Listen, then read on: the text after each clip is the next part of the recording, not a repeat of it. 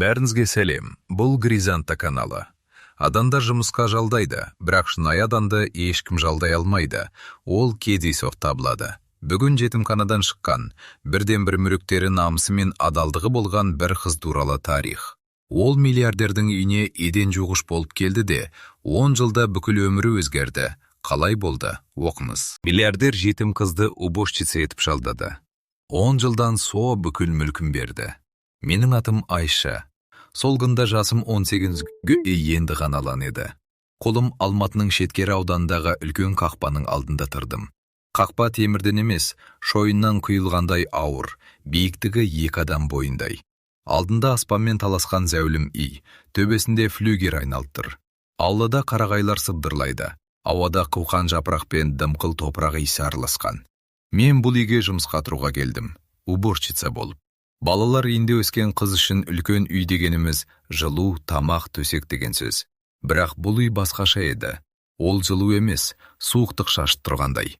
Әйнектері күнге шағылысып көзді қарықтырады, бірақ ішінен шыққан үнсіздік құлақты басады. Мен қоңырау түймесін бастым. Іштен алыстан әуен естілді. Классикалық музыка. Біраздан соң есік ашылды. Алдында ұзын бойлы, сұңғақ денелі, шашына ақ кірген қарт тұрды. Ол Асқар Әбдірахманұлы, осы үйдің иесі, елімізге танымал кәсіпкер, миллиардер. Оның көздері болаттай сұрғылт, бет-әрпеті тасқа қашылған мүсіндей қозғалыссыз. Маған бір қарады да, сөзді бұйрықпен бастады. Сен Айшасың ба? Кір. Даусы жылы емес, құрғақ, іскер. Мен басымды изеп табалдырықтан аттадым. Ішке кірген сәтте тынысым тарылды. Холдың едені мәрмәр тастан, төбесінде хрусталь люстра ілулі, қабырғаларда түсініксіз суреттер. Аяқ киімінің өкшесі тасқа тиген сайын жаңғырық шығады. Мен өзімді осы үйдің шаңында сүртуге лайық емес сияқты сезіндім. Бірақ шегінетін жер жоқ. Артында ешкім, алдында тек жұмыс. Асқар мырза мені ас үйге ертіп барды. Ас үй дегенім менің бұрын көрген үйлерінің бәрінен үлкен. Ондағы техниканың жартысының атын білмеймін. Ол маған бір парақ қағаз татты. Міне міндеттерің. Таңғы 6-да тұрасың. Алдымен холдың еденін жуасың. Су қашалмауы керек. Сосын қонақ бөлмедегі жиһаздың шаңын сүртесің. Аптасына 2 рет кітапханадағы сөрелерді тазалайсың. Кітаптардың ретін бұзба. Жатын бөлмеге менсіз кірме. Түскі асқа дейін жұмыс істейсің. Сосын демалыс. Кешке қайтадан тексеру. Жалақы 600 мың теңге. Сұрақ бар ма? 600 мың теңге. Балалар үйіндегі тәрбиешілер айына 100 мың теңге алады. Мен үшін бұл ақша байлық. Мен басымды шайқадым. Жоқ, түсінікті. Жақсы, саған бөлме көрсетеді. Жұмысты ертең бастайсың. Маған бөлмені үй қызметшісі, егделеу әйел көрсетті. Оның аты Раушан апай. Ол маған жылы жымиды, бірақ көзінде бір аяныш бардай көрінді. Қорықпа қызым, қожайын қатал, бірақ әділ. Тек сөзін екетпе. Мен оған рахмет айттым. Бөлмем шағын, бірақ таза. Төсек, шкаф, терезе. Терезеден бақша көрінеді. Бақшада раушан гүлдері өсіп тұр. Бірақ оларғында түрі суық. Күздің соңы, жапырақтар түсіп, жерді жапқан. Мен чемоданымды ашып, ішінен анамның жалғыз суретін алдым. Анамды есіме түсірген сайын жүрегім ауырады. Ол мені тастап кеткен жоқ. Ауырып қайтыс болды. Әкемді мүлде білмеймін. Балалар үйінде маған жетім деген сөзді жиі айтатын. Бірақ мен ол сөзді жек көрмедім. Себебі бұл менің шындығым. Ертеңіне таңғы 6-да тұрдым. Ауыз сумен бетімді жудым, шашымды тарттым. Раушан апай маған жұмыс киімін берді. Көк түсті халат, қолғап, шелек, шүберек. Мен холға шықтым. Люстра әлі жанып тұр. Оның шамы мұндаған кристалл тамшыларында шағылысып, қабырғаларда кемпір қосақ ойнатады. Мен шелекке су құйдым. Ішіне арнайы сұйықтық тамыздым. Судан лимон иісі шықты. Мәрмәр еденге шүберекті тигізген сәтте, тастың суығы қолға барқылы өтіп, саусақтарымды қарыды. Мен еңкейіп, әрбір тасты мұқият сүрте бастадым. Қолым ауырса да, арқам талса да тоқтамадым. Балалар үйінде бізге тазалықты үйреткен. Тазалық, саулық кепілі дейтін тәрбиешіміз. Мен еденді бір рет жуып қана қоймай, екінші рет құрғақ шүберекпен жылтыраттым. Жылтыраған тас бетіне өзімнің бейнем түсті. Арық, жүдеу жүзді, үлкен қара көзді қыз. Мен өз бейнеме қарап тұрып, ішімнен бір шешім қабылдадым. Мен бұл жерде қаламын. Қанша қиын болса да шыдаймын. Сағат 7 болғанда Асқар мырза төмен түсті. Ол маған қарамастан ас үйге өтті. Мен жұмысымды жалғастырдым. Ол кофесін ішіп отырып газет оқыды. Үйде тыныштық. Тек сағаттың тықылымен менің шүберегімнің сыбдыры ғана естіледі. Кенет ол дауыстады. Айша, мен жүгіріп бардым. Тыңдап тұрмын, Асқар мырза. Кофе салқындап кетіпті. Жаңадан демде. Мен кофе машинасын білмеймін. Балалар үйінде ертінді кофе ішетінбіз. Мен қорқып машинаға қарадым. Ол мұны байқады. Білмейсің бе? Жоқ, бірақ үйренемін. Ол ауыр күрсінді. Раушанға айт, үйретсін. Мен басымды иіп ас үйден шықтым. Жүрегім дүрсілдеп, бетім ұялғаннан қызарды. Бірақ көзіме жас келмеді. Мен жыламауға бекінгенмін. Жылау әлсіздік, ал әлсіздер бұл өмірде жеңіледі. Раушан апай маған кофе машинасын үйретті. Оның жаны жұмсақ екен. Ренжіме қызым. Ол кісінің жүрегі тас емес, кек жабық. Жалғыздықтан сөйлеуді ұмытқан. Мен бұл сөздерге сенбедім. Бай адамдар қалай жалғыз болады? Олардың ақшасы, үйі, көлігі, достары бар. Бірақ бір аптадан соң түсіндім. Бұл үйге ешкім келмейді. Телефон шырылдамайды. Қонақ күтпейді. Асқар мырза күні бойы кабинетінде отырады. Кешке бақшада жалғыз серуендейді. Оның өмірі сағат тіліндей бір сарынды. Мен күн сайын таңғы 6-да тұрып, жұмысымды бастадым. Енді кофені де өзім әзірлеймін. Ол кофенің температурасын тілімен тексеріп, ешқашан рахмет айтпайды. Бірақ мен оған ренжімедім. Себебі менің мақсатым ақша табу, өз өмірімді құру. Мен күн сайын бір жаңа нәрсе үйрендім. Хрусталь люстраның әрбір кристалын жеке-жеке сүрту керек, әйтпесе шаң қалады. Кітапханадағы кітаптардың түбін арнайы щеткамен тазалау керек. Жібек перделерді тек құрғақ шүберекпен сүртеді. Су тисе дақ қалады. Мен бұл үйдің әрбір бұрышын, әрбір сырын жаттап алдым. Бір күні мен үлкен қонақ бөлмедегі каминнің жанындағы ескі сағаттың шағын сүртіп отырдым. Сағаттың астында шағын қобдиша тұр екен. Мен оны жылжытқым келді, бірақ қолымнан түсіп өтті. Қобдиша ашылып, ішінен ескі суреттер төгілді. Мен қорқып тез жинай бастадым. Суреттерде жас әйел мен кішкентай қыз бейнеленген. Әйел күлімдеп тұр, көздері мейірімді. Қыздың шашы ұзын, көйлегі ақ. Мен суреттерді тез орнына салып қобдишаны жаптым. Жүрегім біреу көрді ме деп қорықты, бірақ үй тыныш еді. Сол күні кешке Асқар мырза маған бұрынғыдан да суық қарады. Мүмкін маған солай көрінген шығар, бірақ мен оның көзінде бір ауыртпалықты сездім. Ол кім еді? Жас әйел, оның әйелі ме? Қызы ма? Олар қайда? Неге бұл үйде тек естеріктер ғана қалған? Сұрақтар миымды кемірді, бірақ жауап іздеуге батылым жетпеді. Айлар өтті. Менің қолдарым әбден тұрмыстық химиядан тілімделіп жарылды. Раушан апай маған вазелин беріп, түнде жағып ұйықтауға кеңес берді. Мен оның айтқанын істедім, бірақ таңертең қайтадан су, қайтадан химия. Бір күні мен үлкен баспалдақтың тас сатыларын жуып отырдым. Әрбір сатыны тіземен тұрып қолыммен ысқылаймын. Кер тамшылары маңдайынан ағып көзіме кірді. Сол сәтте артымнан аяқ дыбысы естілді. Асқар мырза. Неге тізерлеп отырсын, деді ол суық үнмен. Тастың арасындағы кірді шүберекпен ала алмаймын, Асқар мырза. Сондықтан щеткамен ысқылап жатырмын. Ол бір сәт үнсіз қалды. Тұр.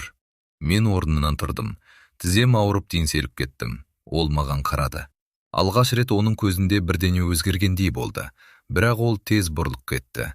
Түскі астан соң кабинетке кел, деді ол артына қарамай. Мен қорықтым. Жұмыстан шығара ма? Қателік жасадым ба? Түскі асқа дейін жүрегім аузыма тығылды. Ас ішпедім. Белгіленген уақытта кабинеттің есігін қақтым. Кір. Кабинет қалың кітаптарға толы.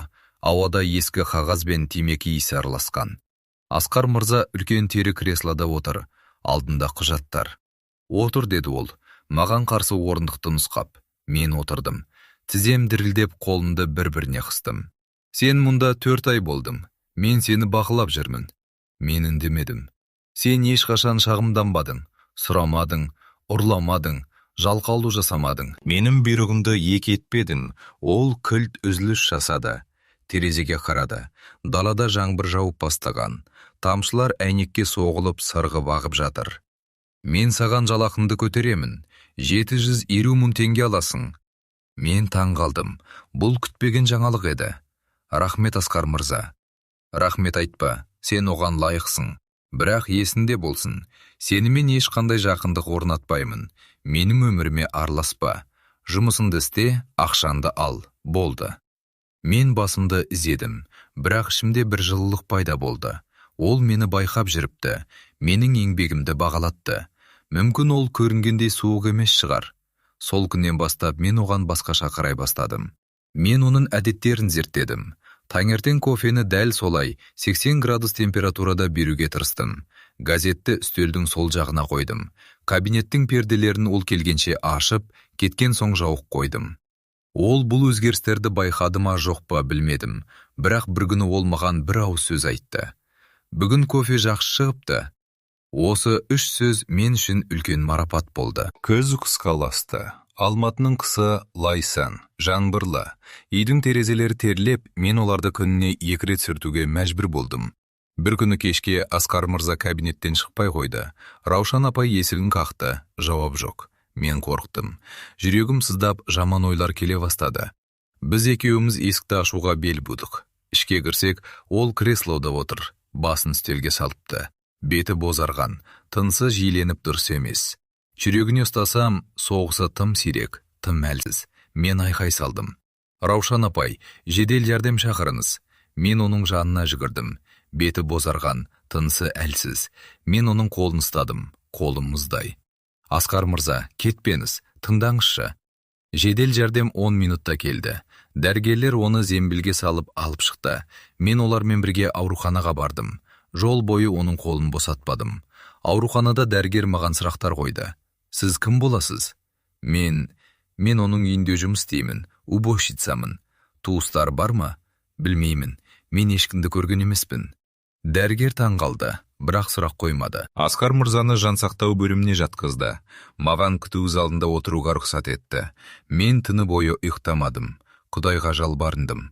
Балалар үйінде бізді дінге үйретпеген, бірақ менің ішімде бір сенім бар еді. Жасаған ем, оны алып кетпе. Ол жақсы адам, оның жүрегі тас емес, тек ауырған. Таңға жуық дәрігер шықты. Жағдайы тұрақталды, инфаркт болған екен. Уақытында келдіңіздер. Егер кешіксе құтқара алмас едік. Менің көзімнен жас парлап ақты. Мен жылап тұрғанымды байқамай қалдым. Раушан апай мені құшақтады. Сен оны құтқардың қызым. Асқар мырза бір апта ауруханада жатты. Мен күн сайын келіп терезесінің алдында тұрдым. Ішке кіргізбеді. Бірақ менің келгенімді білетін шығар деп ойладым. Шыққан күні ол әлсіреген, жүдеген. Мен оны үйге алып келдім. Ол үндемеді. Тек үйге кіргенде маған бір қарап, рахмет деді. Бұл оның алғаш рет маған шын жүректен айтқан рахмет еді. Содан кейін бірдеңе өзгерді. Ол маған бұрынғыдай суық қарамады. Кейде кешке шай ішуге шақыратын болды. Мен оған балалар үйі туралы айттым. Ол маған бизнесі туралы айтты. Бірақ отбасы туралы ешқашан сөз қозғамады. Мен сұрамадым. Бірақ сол Кобдишадағы суреттер есімнен кетпеді. Көктем келді. Бақшадағы раушан гүлдері бір жарды. Мен енді тек үй жинап қана қоймай, бақшаға да көмектесетін болдым. Асқар мырза маған гүлдердің атын үйретті. Мынау қызыл раушан, махаббаттың белгісі. Мынау ақ раушан, тазалықтың белгісі. Мен топырақты қопсытып су құйып жүрдім. Полым балшық болса да, жаным жай тапты. Бір күні ол маған бір түп раушан гүлін сыйлады. Мынау сенің гүлім, өзім бапта. Мен оны бақшаның ең күн көп түсетін жеріне отырғыздым. Ол гүл маған үміт берді. Менің де бір тамырым бар екен сезіндім. Бірақ тағдырдың сынағы әлі алда еді. Мен әлі білмедім. Бұл үйдегі тыныштық үлкен дауылдың алды ғана. Менің өмірім тағы да төңкеріледі. Ал Асқар мырзаның сыры, сол Кобдишадағы суреттер, менің тағдырыммен қалай байланысты екен, ешқашан болжай алмас едім. Менің байқауымша Асқар мырзаның жүрегі жібігені мен сенімі әлі оянбаған еді. Ол маған рахмет айтты. Тіпті шайға шақырып гүл сыйлады. Бірақ оның көзіндегі бір терең күдік, бір салқын байқампаздық менен айнымады. Мен мұны жазбай түсіндім. Менің өмірім ешқашан жеңіл болмаған соң, адамның ниетін сөзінен емес, үнсіздігінен оқитын әдетім бар. Сынақ күтпеген жерден басталды. Бір күні таңертең мен кабинетті жинап жүргенде, үстел үстінде жалғыз жатқан 5000 теңгені көрдім. Әппақ қардай көзге ұрып тұр. Купюра емес, жай қағаз ақша. Жел тисе ұшып өтердей. Мен тоқтадым, жүрегім дүрс етті. Асқар мырза ондай ақшаны шашып жүрмейтін. Әмияннан түсіп қалды ма, әлде? Мен екіленбедім. Ақшаны алып үстелдің шетіне ауыр пресс-папьенің астына қойдым да жинауды жалғастырдым. Арада 2 сағат өткенде Асқар мырза кенеттен кабинеттен шықты.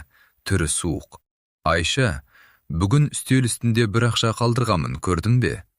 Иә, Асқар мырза, дедім мен шүберегімді сығып. Пресс-папьенің астында тұр, орнында. Ол маған бір қарап үндемей бұрылып кетті. Қайтып кіргенде қолында сол 5000 теңге. Маған қараған жоқ, бірақ мен оның иегінің бұлшық еттері қозғалғанын байқадым. Сенген бе, әлде сенбеген бе түсінбедім. Бірақ ішімде бір түйткіл қалды. Бұл соңғы рет емес екен. Енді ақша әр жерде пайда болатын болды. Бірде диван жастығының астында 1000 теңге, бірде кіреберістегі аяқ киім сөресінде 2000 теңге, тіпті бір рет қоқыс шелегінде 500 теңге жатты. Әдейі қалдырылған ақша. Мен оны бірден түсіндім. Өйткені балалар үйінде біздің тәрбиешіміз де ұмытып кеткен ақшаны жиі қалдыратын. Кім адал, кім арам екенін білу үшін. Бірақ мен ренжіген жоқпын. Бұл сынақ болса, мен одан сүрінбей өтуім керек. Мен әр табылған ақшаны арнайы бір конвертке салып, үстіне күнімен орнын жазып, Раушан апайға тапсырып жүрдім. Ол алғашында таң қалды, сосын үйренді. Тек бір күні ас үйде шай ішіп отырып, маған жайлап сыбырлады. Қызым-ау, бұл ақшаны неге өзіңе алып қоймайсың? Жалақың аз емес пе? Асқар мырза бай адам. Оған бұл ақша түкте емес. Байқамайда қалар еді. Мен басымды шайқадым. Раушан апа, менің қолымнан келмес. Әкем мен шешемді білмеймін, бірақ ұрлықтың не екенін білемін. Балалар үйінде бір тілім нанды бөліп жейтінбіз. Біреудің ұмытқан затта ұрлық, ұмытпаған затта ұрлық. Раушан апай көзіне жас алып мені құшақтады. Бірақ менің бұл сөздерімді Асқар мырза естиме жоқ па, ол жағы маған беймәлім еді. Көп ұзамай Асқар мырза сынақтың түрін өзгертті. Енді ол маған құпия тапсырмалар беретін болды. Бір күні кешке кабинетіне шақырып алды. Үстел үстінде бір бума құжат, мөрленген конверттер жатыр. Айша, деді ол қатаң үнмен, мына конвертті Алатау даму компаниясының кеңсесіне апарып таста. Қолдан қолға, ешкімге көрсетпе. Кеңсе Достық даңғылында, 136 үй, сағат 5-ке дейін үлгер. Мен конвертті алдым, қолым дірілдеді. Мен Алматыны онша білмеймін, тек балалар үйі мен базардың арасын ғана, бірақ басынды изедім. Жақсы Асқар мырза, үлгеремін. Сыртқа шықсам күн бұлттанып, жаңбыр себезгілей бастады. Қолында ескі қолшатыр, иығымда күпәйке. Автобус аялдамасына жеткенше жаңбыр құйып кетті. Қала картасын сұрап, адасып 2 рет басқа автобусқа мініп кеттім. Аяғым ауырып су болдым. Достық даңғылын тапқанда сағат 4-тен 40 кетіпті. Жүгіріп келемін, бірақ аяқ киімімнің өкшесі тайып, бір рет балшыққа құладым. Тізем ауырды. Көзімнен жас шықты ма, жаңбыр ма айырмадым. Бірақ конвертті кеудеме қысып, орнынан тұрдым. Кеңсеге 5 минут қалғанда жеттім. Қабылдау бөлмесіндегі қатал көзді секретар әйел маған менсінбей қарады. Кімге? Асқар мырзадан, дедім, демімді баса алмай. Ол конвертті алды да күнделікке бірдеңе жазды. Маған рахметті айтпады. Мен кері қайттым. Автобуста тұрып келемін. Үстім су, басым ауырады. Үйге кіргенде Раушан апай шошып кетті. Қайда жүрсің, қарағым? Асқар мырза 2 рет сұрады. Мен тек күлдім. Әлсіз, бірақ жеңіспен күлдім. Келесі күні Асқар мырза мені тағы шақырды. Кеше кешігіпсің, деді ол. Иә, Асқар мырза, кешіріңіз, адасып кеттім. Конвертті бердің бе? Бердім секретарға. Ол үнсіз қалды. Бірақ мен оның көзінде бір жылылықтың ұшқынын көрдім. Ол өзіне өзі бірдеңені дәлелдегендей болды. Мұндай тапсырмалар көбейді. Ол мені қаланың әр шетіне жұмсады. Бірде үлкен сомадағы ақшаны банкке апарып салдырды. Маған ескі сөмке берді, ішінде ақша. Сомасын айтпады. Мен кассирге бергенде ол ақшаны санап машинаға салды да маған бір қағаз ұстатты. 7,5 миллион теңге, деді жайбарақат. Менің тізем дірілдеп кетті. 7 миллион. Мен оны өмірімде көрген емеспін. Қолымда ұстадым. Банктен шықсам, айналамдағы адамдардың бәрі маған қарап тұрғандай көрінді. Мен сөмкені кеудеме қысып, тура үйге жүгірдім. Құжатты Асқар мырзаға тапсырдым. Ол қағазға қарады да күлді. Алғаш рет күлді. Қорықтың ба? Қорықтым дедім мен. Дұрыс. Үлкен ақшадан қорықпаған адам ақымақ. Сол күні мен түсіндім. Ол мені сынап қана қоймай, үлкен өмірге дайындап жатыр. Бірақ үй ішіндегі басқа қызметкерлер бұл өзгерістерді басқаша түсінді. Олар менің Асқар мырзамен жақындасуымды қызғанышпен қарсы алды. Олардың көзінше, мен жай ғана жетім, баспанасыз бір сорлы едім. Ал енді сол сорлыға қожайын көңіл бөліп жүр. Бәрі ас үйде түскі ас ішіп отырған сәттен басталды. Үйде менен басқа тағы 2 күтуші, бір бағбан және Раушан апай бар еді. Күтушілердің үлкені Гаухар, 45-тер шамасындағы, сөзі улы, көзі суық әйел. Ол әуел бастан маған тісін батырып жүрді. Күні бойы диванда жатып алып теледидар қарайтын. Жұмысын мен бітіретінмін. Айша, мына сорпа неге суық, деді ол бір күні қасығын табаққа лақтырып. Гаухар апа, сорпа жана ғана қайнаған, дедім мен жуасып. Сен маған ақыл үйретпе, жетімнің аузынан сөз шыққан қарашы. Қожайын саған бір рет рахмет айтты деп, өзіңді қаншадай сезініп жүрсің бе? Мен үндемедім. Ыстық сорпаны алып табағына жаңасын құйдым. Бірақ ол қайтадан мінез танытты. Мынау тым ыстық, күйіп кетем бе деп отырсың ба? Мен қайтадан барып, бос табаққа сорпаны аз-аздап құйып, суытып әкелдім. Гаухар маған жақтырмай қарап сорпаны ішті. Бірақ көзі айтып тұрды. Сенім күнім жақында батады. Тағы бір күні мен кір жуатын бөлмеде тұрып, Асқар мырзаның көйлектерін қолмен жуып жатқан едім. Машинамен жуса жібі бүлінет деп қорықтым. Жүнім жұқа, нәзік. Қолым кір сабынан ақтарылып, тырнағымның асты ауырып барады. Кенет есік айқара ашылды да, Гаухар кіріп келді. Артында екінші күтуші, Жәмиля. Жәмиля маған ашықтан ашық жамандық ойламайтын, бірақ Гаухардың ықпалында жүретін. Мынау не? Деп айқайлады Гаухар, қолындағы ақ жібек көйлекті көріп. Қожайынның киімін қолмен жуыпсың ба? Иә, олар өте нәзік. Ақымақ, бұлар тек химиялық тазалауға жіберіледі. Сен мына көйлектің біреуін білдірсең, оны өмір бойы жұмыс істеп бере алмайсың. Мен қорыққанынан көйлек телегенге түсіріп алдым. Кешіріңіз, мен білмедім. Білмесең сұра, бірақ сен өзіңді бәрін білем деп ойлайсың. Солай емес пе? Асқар мырзаға жағымпазданып, жеңін жолмен көтерілгің келеді. Бұл сөз менің жүрегіме қанжардай қадалды. Жағымпаздану? Мен өрген адамға дем беріп, өзімді құрбан ете жаздадым. Мен 5000 теңгені қалтама салмай конвертке салдым. Мен адалдығымды дәлелдеу үшін жамбасымды тасқа соқтым. Ал олар мұны көрмейді. Мен көз жасында әрең тыйдым. Тілімді тістеп, легеннен көйлекті алып таза сумен шайдым. Үндемедім, өйткені білемін, мұндай адамдармен сөз таластырсаң, тек өзіңді төмен түсіресің. Балалар үйінде де ондайлар көп болды. Күштілер әлсізді басынады. Бірақ мен төздім. Сол төзім мені осы күнге жеткізді. Келесі аптада Гаухар мен Жәмиля маған қарсы ашықтан ашық ойын бастады. Олар менің жұмысыма әдейі кедергі жасады. Мен еден жусам, үстінен лай аяқпен жүріп өтті.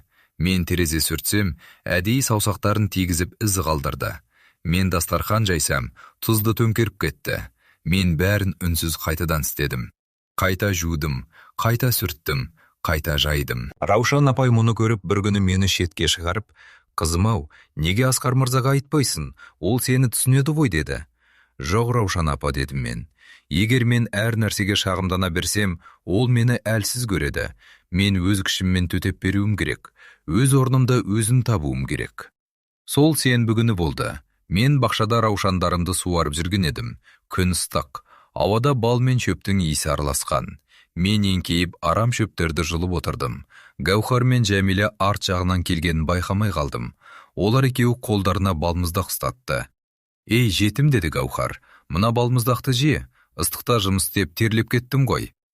Қолындағы балмұздақты маған ұсынды. Мен таңданып алдым. Бірақ жей бергенімде дәні тұзды болып шықты. Олар балмұздаққа тұз араластырған екен. Мен түкіріп жібердім. Гаухар мен Жәмиля қарқылдап күлді. «Тұзы жетіспеген сорлы», деп айқайлады Гаухар. «Сенің өмірінде осындай тұзды ащы ғой». Сол кезде менің ішімде бір нәрсе үзілді. Төзімнің де шегі бар екен. Мен орнымнан тұрдым. Қолымдағы балмұздақты жерге тастадым. Оларға тура қарадым. Менің көзімнен жас шыққан жоқ, тек дауысым қалтырады. «Иә, мен жетіммін. Менің атанам жоқ. Бірақ менің ар-намысым бар. Мен ұрлық жасамадым, мен өтірік айтпадым. Мен ешкімге жамандық тілемедім.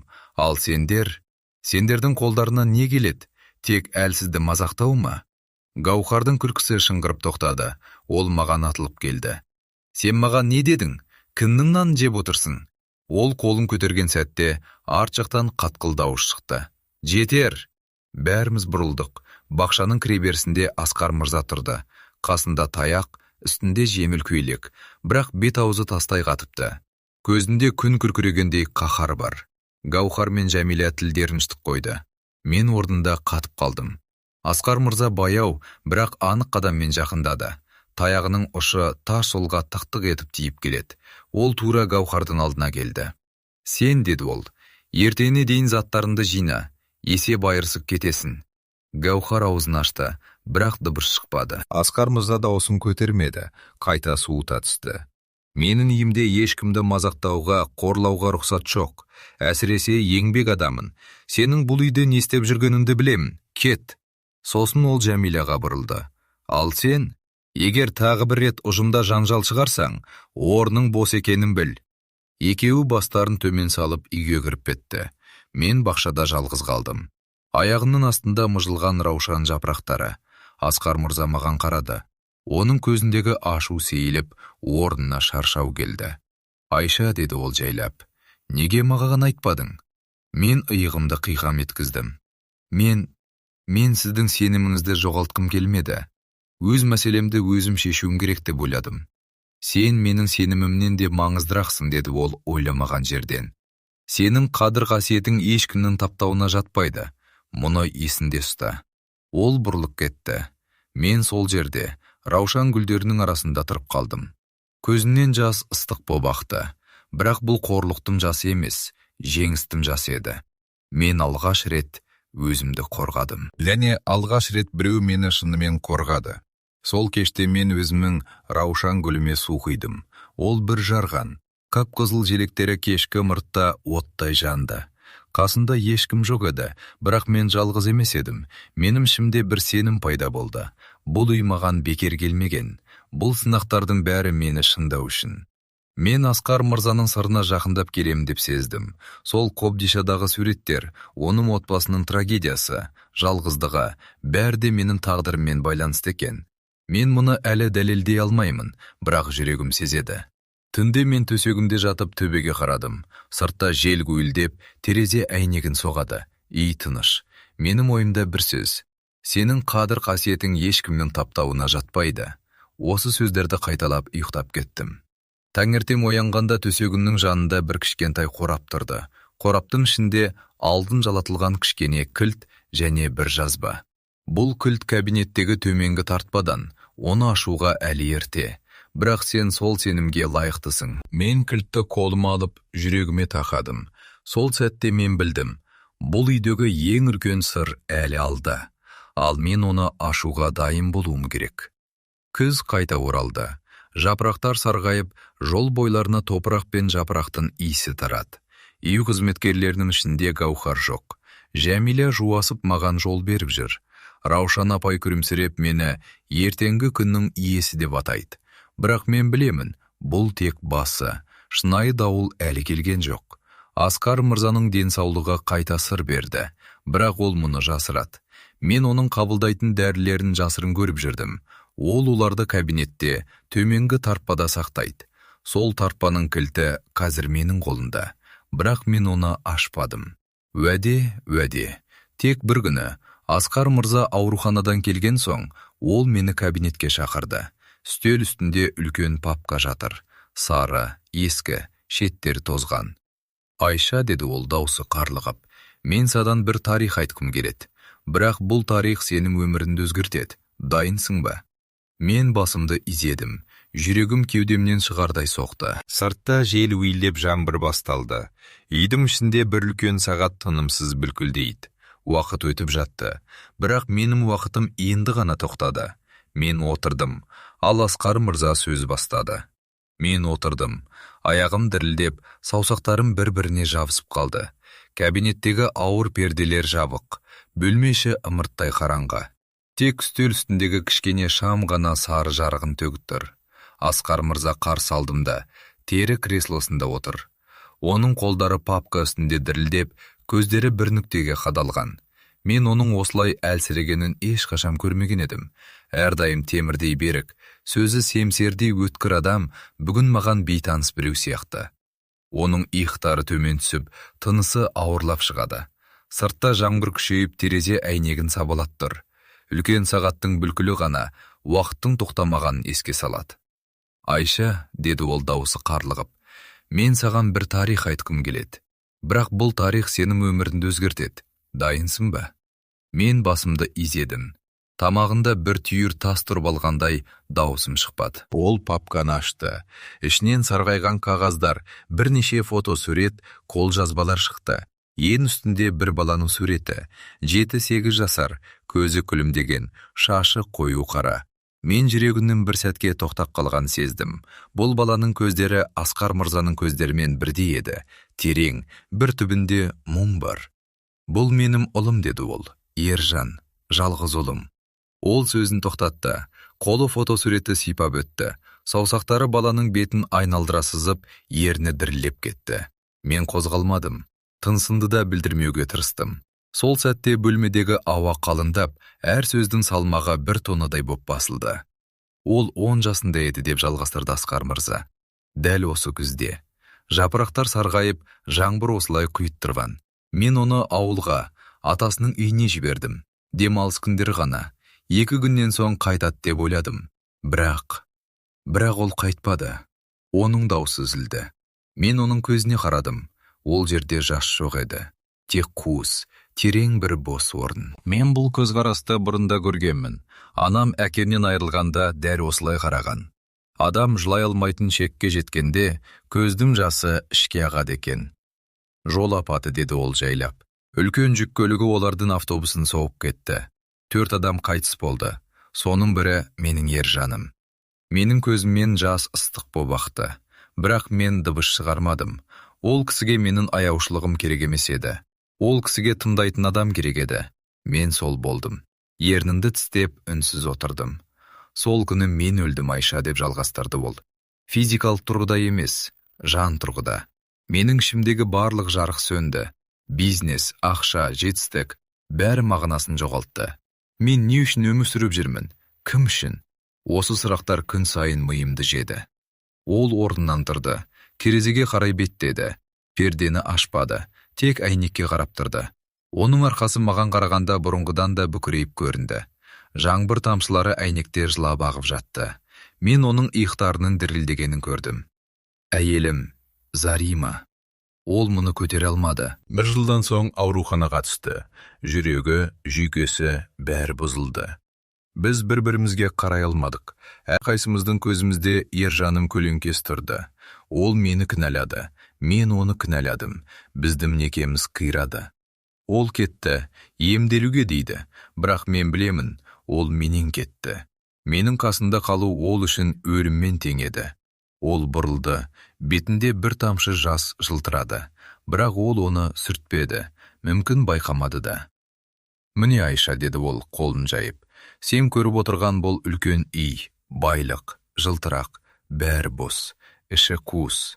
Мен 10 жыл бойы осы үйде жалғыз тұрып жатырмын. Жұмыс істеймін. Себебі жұмыстан басқа ештеңе қалмады.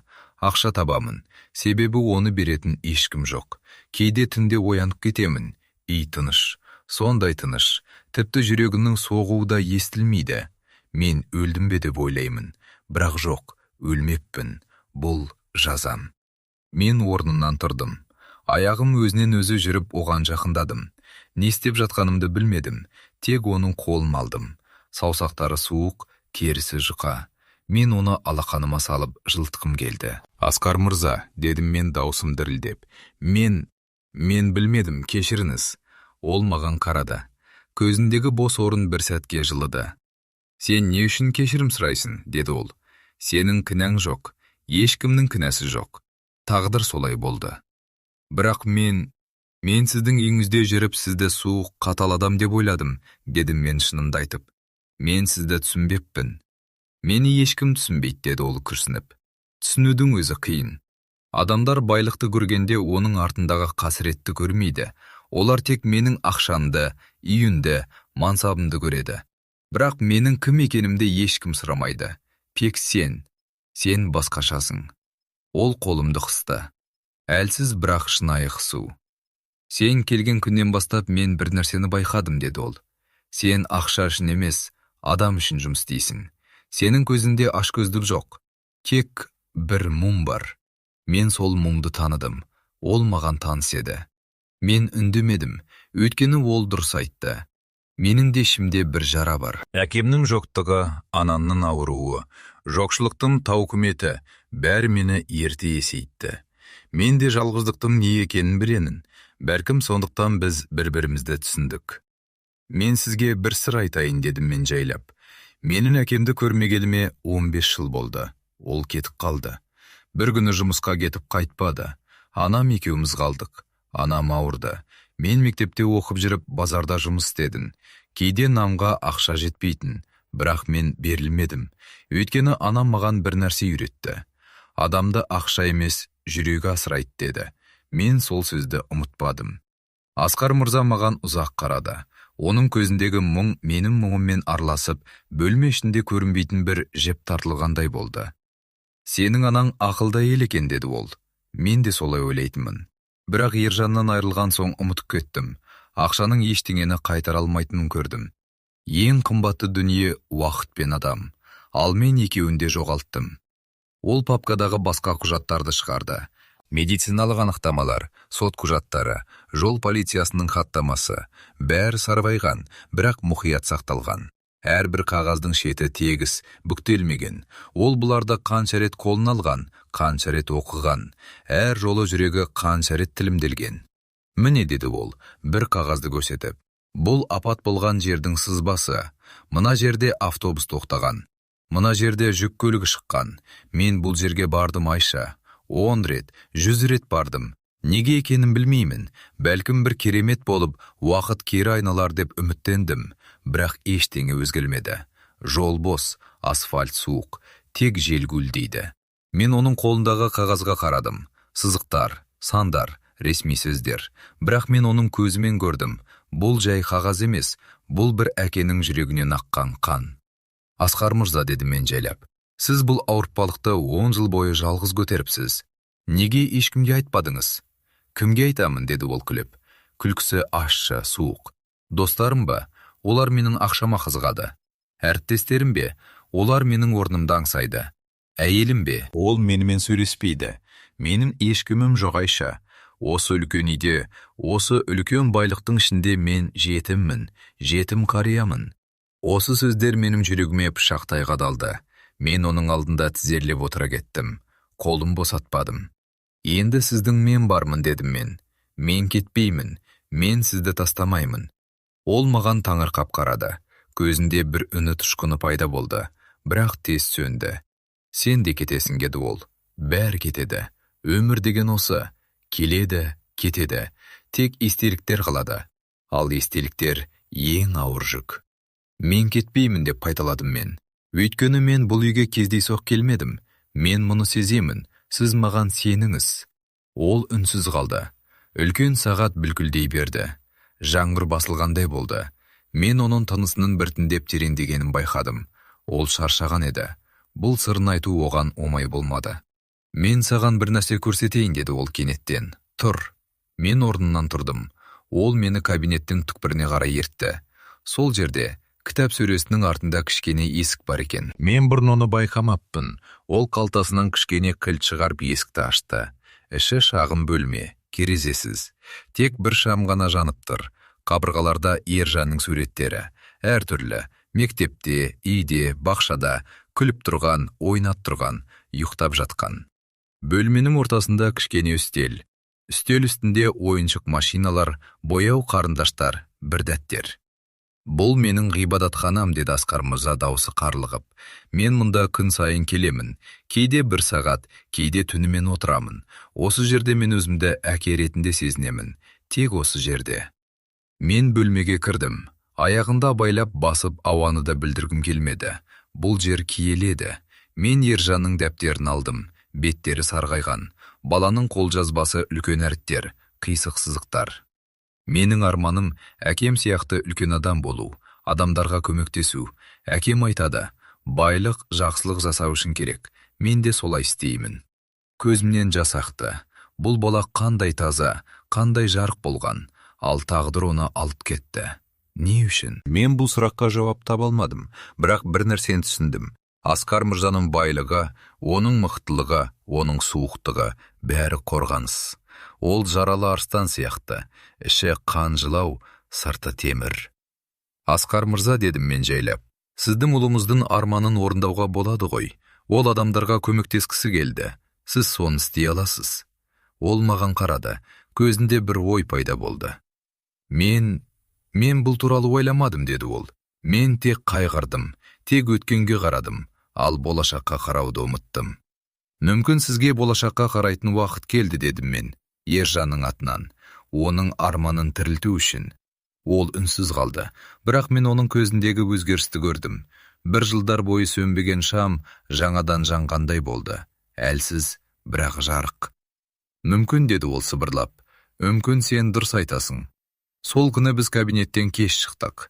Түн орта сауған. Жаңбыр тоқтап, аспанда жылдыздар жарқырады. Мен ас үйге барып бізге шай қойдым. Асқар мырза үстел басында отырды. Ол шаршаған, бірақ тынышталғандай көрінді. Мен оған ыстық шай ұсындым. Ол алып бір ұрттады. Айша, деді ол, бүгін маған үлкен сыйлық жасадың. Сен менің жүрегімді аштың. Бұл оңай емес еді. Сіз өзіңіз аштыңыз, дедім мен. Мен тек тыңдадым. Тыңдау ең үлкен өнер, деді ол. Адамдардың көбі сөйлейді, бірақ аз тыңдайды. Сен тыңдай білесің, бұл сирек қасиет. Мен үндемедім, шай іштік, тыныш. Бірақ бұл тыныштық бұрынғыдай ауыр емес, жылы тыныштық еді. Мен Асқар мырзаның жүзіндегі қатпарлардың тереңдегенін, шашының ағарғанын көрдім. Ол шынымен қарт адам, жалғыз қарт. Бірақ енді оның жанында мен бармын. Мен оны тастамаймын. Менің ойыма Раушан апайдың сөздері оралды. Бұл үйде әркімнің өз жарасы бар. Енді мен білемін, ең үлкен жара осы үйдің иесінде. Ол жараны ақша да, даңқ та жаза алмайды. Оны тек махаббат қана емдей алады. Ал махаббат деген кейде жай ғана тыңдау, жай ғана қасында болу. Түннің бір уағында мен Асқар мырзаны бөлмесіне шығарып салдым. Ол есік алдында тоқтап маған бұрылды. Ертең, деді ол. Ертең мен саған тағы бір нәрсе көрсетемін. Қазір емес, ертең, дайын бол. Мен басымды изедім. Ол есігін жапты. Мен дәлізде жалғыз қалдым. Қабырғадағы алып айна маған өзінді көрсетті. Менің көзім қызарған, бетім шаршаған. Бірақ менің ішімде бір от бар, жаңа от. Мен бұл үйде тек жұмыс істеп жүрген жоқпын. Мен бұл жерде бір адамды құтқарып жатырмын. Ал ол адам мені құтқарып жатыр. Біз бір-бірімізге керекпіз. Мен өз бөлмеме кіріп төсегіме жаттым. Қолымда сол кішкене алтын кілт. Енді мен оның не үшін екенін түсіндім. Бұл сенімнің кілті. Бір күні мен ол тартпаны ашамын, бірақ әзірге ерте. Әзірге маған осы түн жетеді. Осы түнде мен Асқар мырзаның шынайы жүзін көрдім. Ол миллиардер емес, ол әке, жалғыз әке, жетім әке. Көзімді жұмдым. Құлағыма әлі де үлкен сағаттың бүлкілі келеді. Ол тоқтамайды, уақыт тоқтамайды. Бірақ біз онымен бірге жүреміз. Мен және Асқар мырза. Енді бірге. Жизнь ол өзен сияқты. Кейде жайлы ағып, жағасында гүлдер өссе, кейде тасып, жолындағының бәрін жалмақ кетеді. Менің өмірімнің өзені сол бір түннен кейін жаңа арна тапқандай болды. Асқар мырза маған жан сырын ашты. Ол енді мен үшін тек жұмыс беруші емес, жан дос, тіпті әкемдей болып кетті. Бірақ біз білмедік, тағдырдың өз жоспары бар. Және ол жоспар біздің үйлесімімізді сынақтан өткізуді көздеген еді. Сол түннен кейін бір-екі апта салыстырмалы түрде тыныш өтті. Асқар мырза күнделікті әдетіне оралды. Таңертең жаттығу, сосын кабинетте жұмыс. Бірақ мен оның бойында бір өзгерісті сездім. Ол бұрынғыдай тұйық емес, кейде дастархан басында әңгіме айтып, тіпті сирек күледі. Бір күні ол маған Ержан қоры туралы ойын айтты. Мен балалар ауруханасына көмектесуді бастадым, деді ол шай үстінде. Анонимді түрде, әлі ешкім білмейді. Менің жүрегім жылыды. Міне, менің сөздерім топыраққа түспеген. Бірақ қуаныш ұзаққа созылмады. Бір күні таңертең мен Асқар мырзаның бөлмесінен әдеттегідей жеңіл аяқ дыбысын естімедім. Сағат 9 болды. Сосын 10. Үй іші сұсты тыныштықта қалды. Менің жүрегімді бір жаман сезім қысты. Мен екінші қабатқа көтерілдім. Оның бөлмесінің есігі сәл ашық еді. Іштен ауыр, ысқырықта тыныс алу дыбысы келді. Жүрегім дүрсілдей соғып, есікті абайлап аштым. Асқар мырза төсегінде шалқасынан жатыр еді. Беті боз, адам танымастай. Маңдайынан ірі-ірі тер моншақтап аққан. Көздері жұмулы, бірақ еріндері көгеріп, әлде бір сөздерді сыбырлайды. Жаныма келіп алақанымды оның маңдайына қойдым. Оттай ыстық. Температурасы 40-тан асқан сияқты. Денесі дірілдеп, қалтырап жатыр. Асқар мырза, дедім мен дауыстап. Сізге не болды? Ол көзін әрең ашты. Қарашықтары кішірейіп, маған назар аудара алмай тұрды. Айша, деді ол сыбырлап. Жүрегім ауып барады. Мен асығыс телефонға жүгірдім. Жедел жәрдем шақырдым. Дірілдеген дауыспен мекенжайды айтып, диспетчерге жалындым. Тезірек келіңіздер, ол қарт адам, өте ауыр халде. Медицина көлігі келгенше 20 минут өтті. Бұл 20 минут мен үшін 20 жылдай созылды. Мен Асқар мырзаның қасында отырдым, қолын ұстадым. Оның саусақтары мұздай суық, бірақ әлсіз ғана менің алақанымды қысты. Қорықпаңыз, дедім мен жылаттырып. Бәрі жақсы болады. Мен қасымыздамын, тастап кетпеймін. Жедел жәрдем дәрігерлері келгенде, оны зембілмен көлікке салып, оттегі маскасын кигізді. Біреу маған бұрылып, инфаркт, өте ауыр хал, жасына байланысты, деді де сөйлемін аяқтамады. Мен оның не айтқысы келгенін түсіндім. Жүрегім суырылып түскендей болды. Аурухана. Бұл сөздің өзі суық, жағымсыз. Ақ қалатты адамдар, дәрі-дәрмек иісі, ұзын дәліздердегі үрейлі үнсіздік. Асқар мырзаны жансақтау бөліміне алып кетті. Маған күту залында отыруды айтты. 1 сағат, 2 сағат, 3 сағат. Уақыт деген баяу, ауыр, жабысқақ нәрсеге айналды. Әр минут сайын есікке жүгіріп дәрігердің шығуын күттім. Ішімдегі үрей шегіне жетті. Ақыры жансақтау бөлімінің есігі ашылып, қартандау келген дәрігер шықты. Бет әлпеті шаршаған, бірақ сабырлы еді. Сіз науқастың кімі боласыз, деп сұрады ол. Менің жұмыс киіміме, қарапайым көйлегіме қарап. Мен оның үйінде істеймін, уборщицамын, бірақ жақын адаммын, дедім. Мен дірілдеген дауыспен. Оның басқа ешкімі жоқ. Дәрігер күрсінді. Жағдайы тұрақтанды, бірақ әрі де ауыр. Инфаркт кең көлемді. Жасына байланысты қалпына келу өте ұзақ және қиын болады. Оған тыныштық, толық күтім және ешқандай стресс керек. Мейірбике жалдайсыз ба? Жоқ, дедім мен, үзілді кесілді. Күтімді өзім жасаймын. Дәрігер маған таңдана қарады. Бұл оңай емес. 24 сағаттық жұмыс. Сіз шаршайсыз. Мен шаршамаймын, дедім мен. Ол мені қиын кезде құтқарды. Енді мен оны құтқарамын. Сол күннен бастап менің өмірім толығымен өзгерді. Мен сарайдағы жай ғана уборщица емес, нағыз күтушіге айналдым. Ауруханада Асқар мырза 2 апта жатты. Мен күн сайын таңнан кешке дейін оның жанында болдым. Оған тамақ әкелдім. Дәрігерлердің барлық нұсқауларын тиянақты орындадым. Түнде үйге барып, оның сүйікті сорпасын пісірдім. Күзетші Бекболат ағай ауруханаға мені көлігімен тасыды. Бірақ көп ұзамай дәрігерлер Асқар мырзаны үй жағдайында күтуге рұқсат берді. Себебі оның жеке сарайында барлық жағдайды жасауы мүмкін болды. Біз сарайға оралдық. Бірақ бұл енді бұрынғы салтанатты сарай емес, үнсіз күңгірт қамалға айналды. Мен Асқар мырзаның бөлмесіне кереует қойдым. Енді мен оның жанында ұйықтаймын. Ол түнде 3-4 рет оянады. Не сусындайды, не дәрі ішу керек, не жүрегі ауып мені шақырады. Менің ұйқым бөлінді, көзімнің асты ісіп шаршадым. Бірақ мен оған бір ауыз сөз айтпадым. Бір түні ол көзін ашып, менің төсек жанында отырғанымды көрді. Сағат түнгі 3 еді. Мен оның маңдайын дымқыл сүлгімен сүртіп отырғанмын. Ол маған ұзақ қарады. Көзінде жас мөлдіреді. Айша, деді ол әлсіз дауыспен. Сен неге шаршап жүрсің? Мен саған күтуші жалдаймын. Сен демалуың керек. Асқар мырза, дедім. Мен оның сөзін бөліп. Сіз маған бір кезде айттыңыз ғой. Бұл өмірде ең қиыны қарыз болу. Менің сізге өмірлік қарызым бар. Сіз маған көшеде қатып өлуге жол бермедіңіз. Енді мен сіздің ауруға жеңілуіңізге жол бермеймін. Ол үнсіз қалды. Тек саусақтары менің қолымда қысты. Осы сәтте ешқандай сөз керек емес еді. Біз бір-бірімізді түсіндік. Мен оның тамыр соғысын, тыныс алуын, түсіндегі күйбеңін жаттап алдым. Мен оған ас әзірлеумен ғана айналыспадым. Оның қорқынышын, жалғыздығын емдедім. Мен оған кітаптар оқыдым.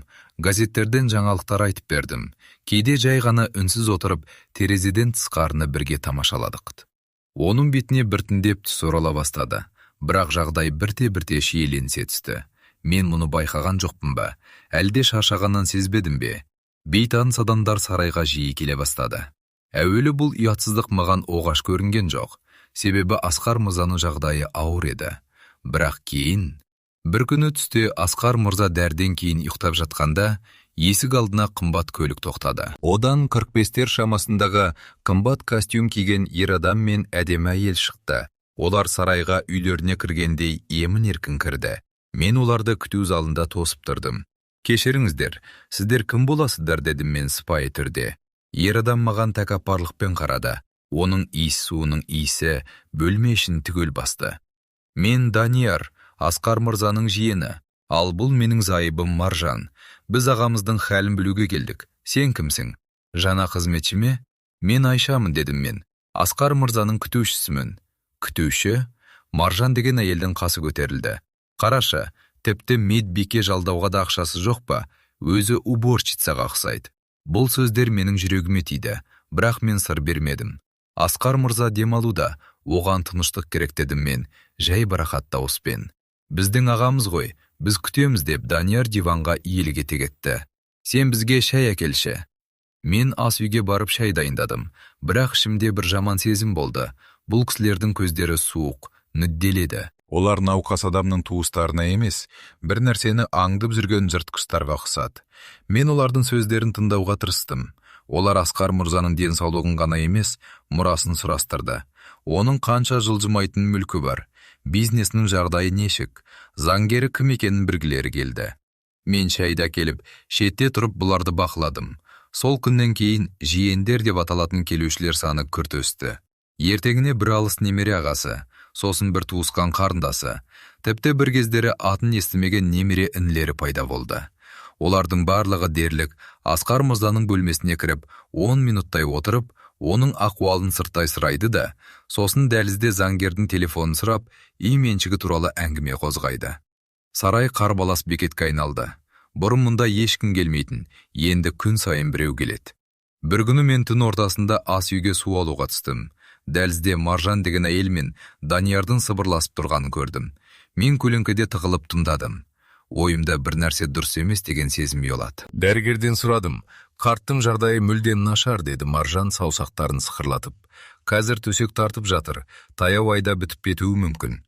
Өзі жақсы болды, деді Данияр күліп. Қартайғанша жинады. Бірақ мұрасы кімге қалады? Оның тікелей мұрагері жоқ. Сондықтан біз осында жүрміз ғой, ақымақ. Маржан ысылдады. Ол бізді көзі тірісінде жек көрді. Енді өліп жатқанда жанында болған болуымыз керек. Сосын заңгер арқылы өсиетнаманы өзгертуге мәжбүрлейміз. Әйтпесе осы сарайдағы уборщицаға дейін қалдырып кетуі мүмкін. Оның шаруасы жоқ, бірақ сақтанған жөн. Менің құлағыма сол сөздер балғадай тиді. Жүрегім дүрсілдеп, басым айналды. Олар Асқар мырзаның өлімін күтіп жүр, тіпті өлімін тездетуге дайын. Ал мен олар үшін тек уборщицамын, аяқ астындағы кір, кедергі. Мен үнсіз ас үйге кіріп, қабырғаға сүйендім. Ашу мен аяны шарласқан бір ыстық леп тынысымды тарылтты. Мен бірден Асқар мырзаның бөлмесіне көтерілдім. Оның тыныш дем алып жатқанын көріп, көңілім сәл тынышталды. Жоқ, мен олардың жоспарына жол бермеймін. Мен бұл үйде осыншама уақыт тек еден жуып жүрген жоқпын. Мен бұл жанды таныдым. Ол менің әкемдей болды. Ертеңіне таңертең Асқар мырза көзін ашты. Бет әлпеті әлдеқайда жақсы, тіпті төсекте отыруға рұқсат етілді. Мен оған таңғы асын әкеліп, жастығын түзедім. Бүгін үйде қонақтар көп пе? Деп сұрады ол күмәнмен. Иә, дедім мен қысқа ғана. Мен олардың не үшін келетінін білем, деді Асқар мырза ауыр күрсініп. Менің байлығымды көздеп жүр. Айша, менің жағдайым нашарласа, бұлар сені бірінші қуып шығарады. Сен соған дайынсың ба? Мен сізді қорғаймын, дедім мен. Мен олардың еш қайсысын сізге жолатпаймын. Сол күні мен Раушан апаймен кеңестім. Ол маған үйдің күзетшісі Бекболат ағаймен бірге Асқар мырзаның бөлмесіне бөгде адамдарды кіргізбеуді қатаң тапсырды. Бекболат ағай маған ризашылықпен қарап: «Айша қызым, мен бұл иттерді әлдеқашан көрергем. Олар иесі тірі кезде есіктен кірмейтін. Енді мұраны бөліп аламыз» деп сайрап жүр. «Сен уайымдама, мен босағада тұрам» деді. Осы күндер мен нағыз шайқастың не екенін түсіндім. Күндіз түні мен Асқар мырзаның қасынан шықпадым. Оның дәрмегін өз қолыммен бердім, тамағын өзім пісірдім. Бірде Данияр деген жиені менімен жеке сөйлеспек болды. Ол маған астыртын 500 мың теңге ұсынып: «Тыңда, сен қарапайым жұмысшысың. Бұл үйде саған ешқандай үлес жоқ. Мына ақшаны ал да жұмыстан шығып кет. Ағама шашадым деп айта сал. Біз оған ең жақсы медбике жалдаймыз. Әйтпесе кейін өкініп қаласын» деді. Мен оның көзіне тік қарап: «Алып кетіңіз ақшаңызды» дедім. Менің аражданым сатылмайды. Асқар мырзаға медбике емес, шынайы қамқорлық керек. Сіз оны бере алмайсыз. Сізге тек оның өлімі керек.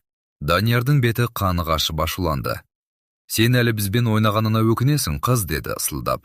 «Бұл сарайдың кімге қалатынын заң шешеді, уборщица емес». Ол кеткен соң мен қолының дірілдегенін бастым. Қорықтым, бірақ шегінген жоқпын. Сол түні Асқар мырзаның жағдайы күрт нашарлады. Ол ауа жетпей тұншыға бастады. Мен жедел жәрдем шақырып дәрігерлерге жол көрсеттім. Осы төтенше жағдайдан пайдаланып, артқы есіктен Маржан мен тағы бір бейтаныс ер адам кабинетке кіріп, сейфтің кілтін іздестіргенін байқадым. Бекболат ағай оларды ұстап алып, полиция шақырам деп қорқытты. Түн ортасы ауғанда Асқар мырзаны тағы да тұрақтандырды. Дәрігерлер кеткен соң мен оның қасына отырдым. Үрей мен ұйқысыздықтан дірілдеп, оның қолын ұстадым. Сонда Асқар мырза көзін ашты. Ол маған ұзақ терең қарады. Осы бір аптада ол 10 жылға қартайғандай. «Айша, мен бәрін көрдім» деді ол әлсіз дауыспен. «Сенің қалай күресіп жатқаныңды.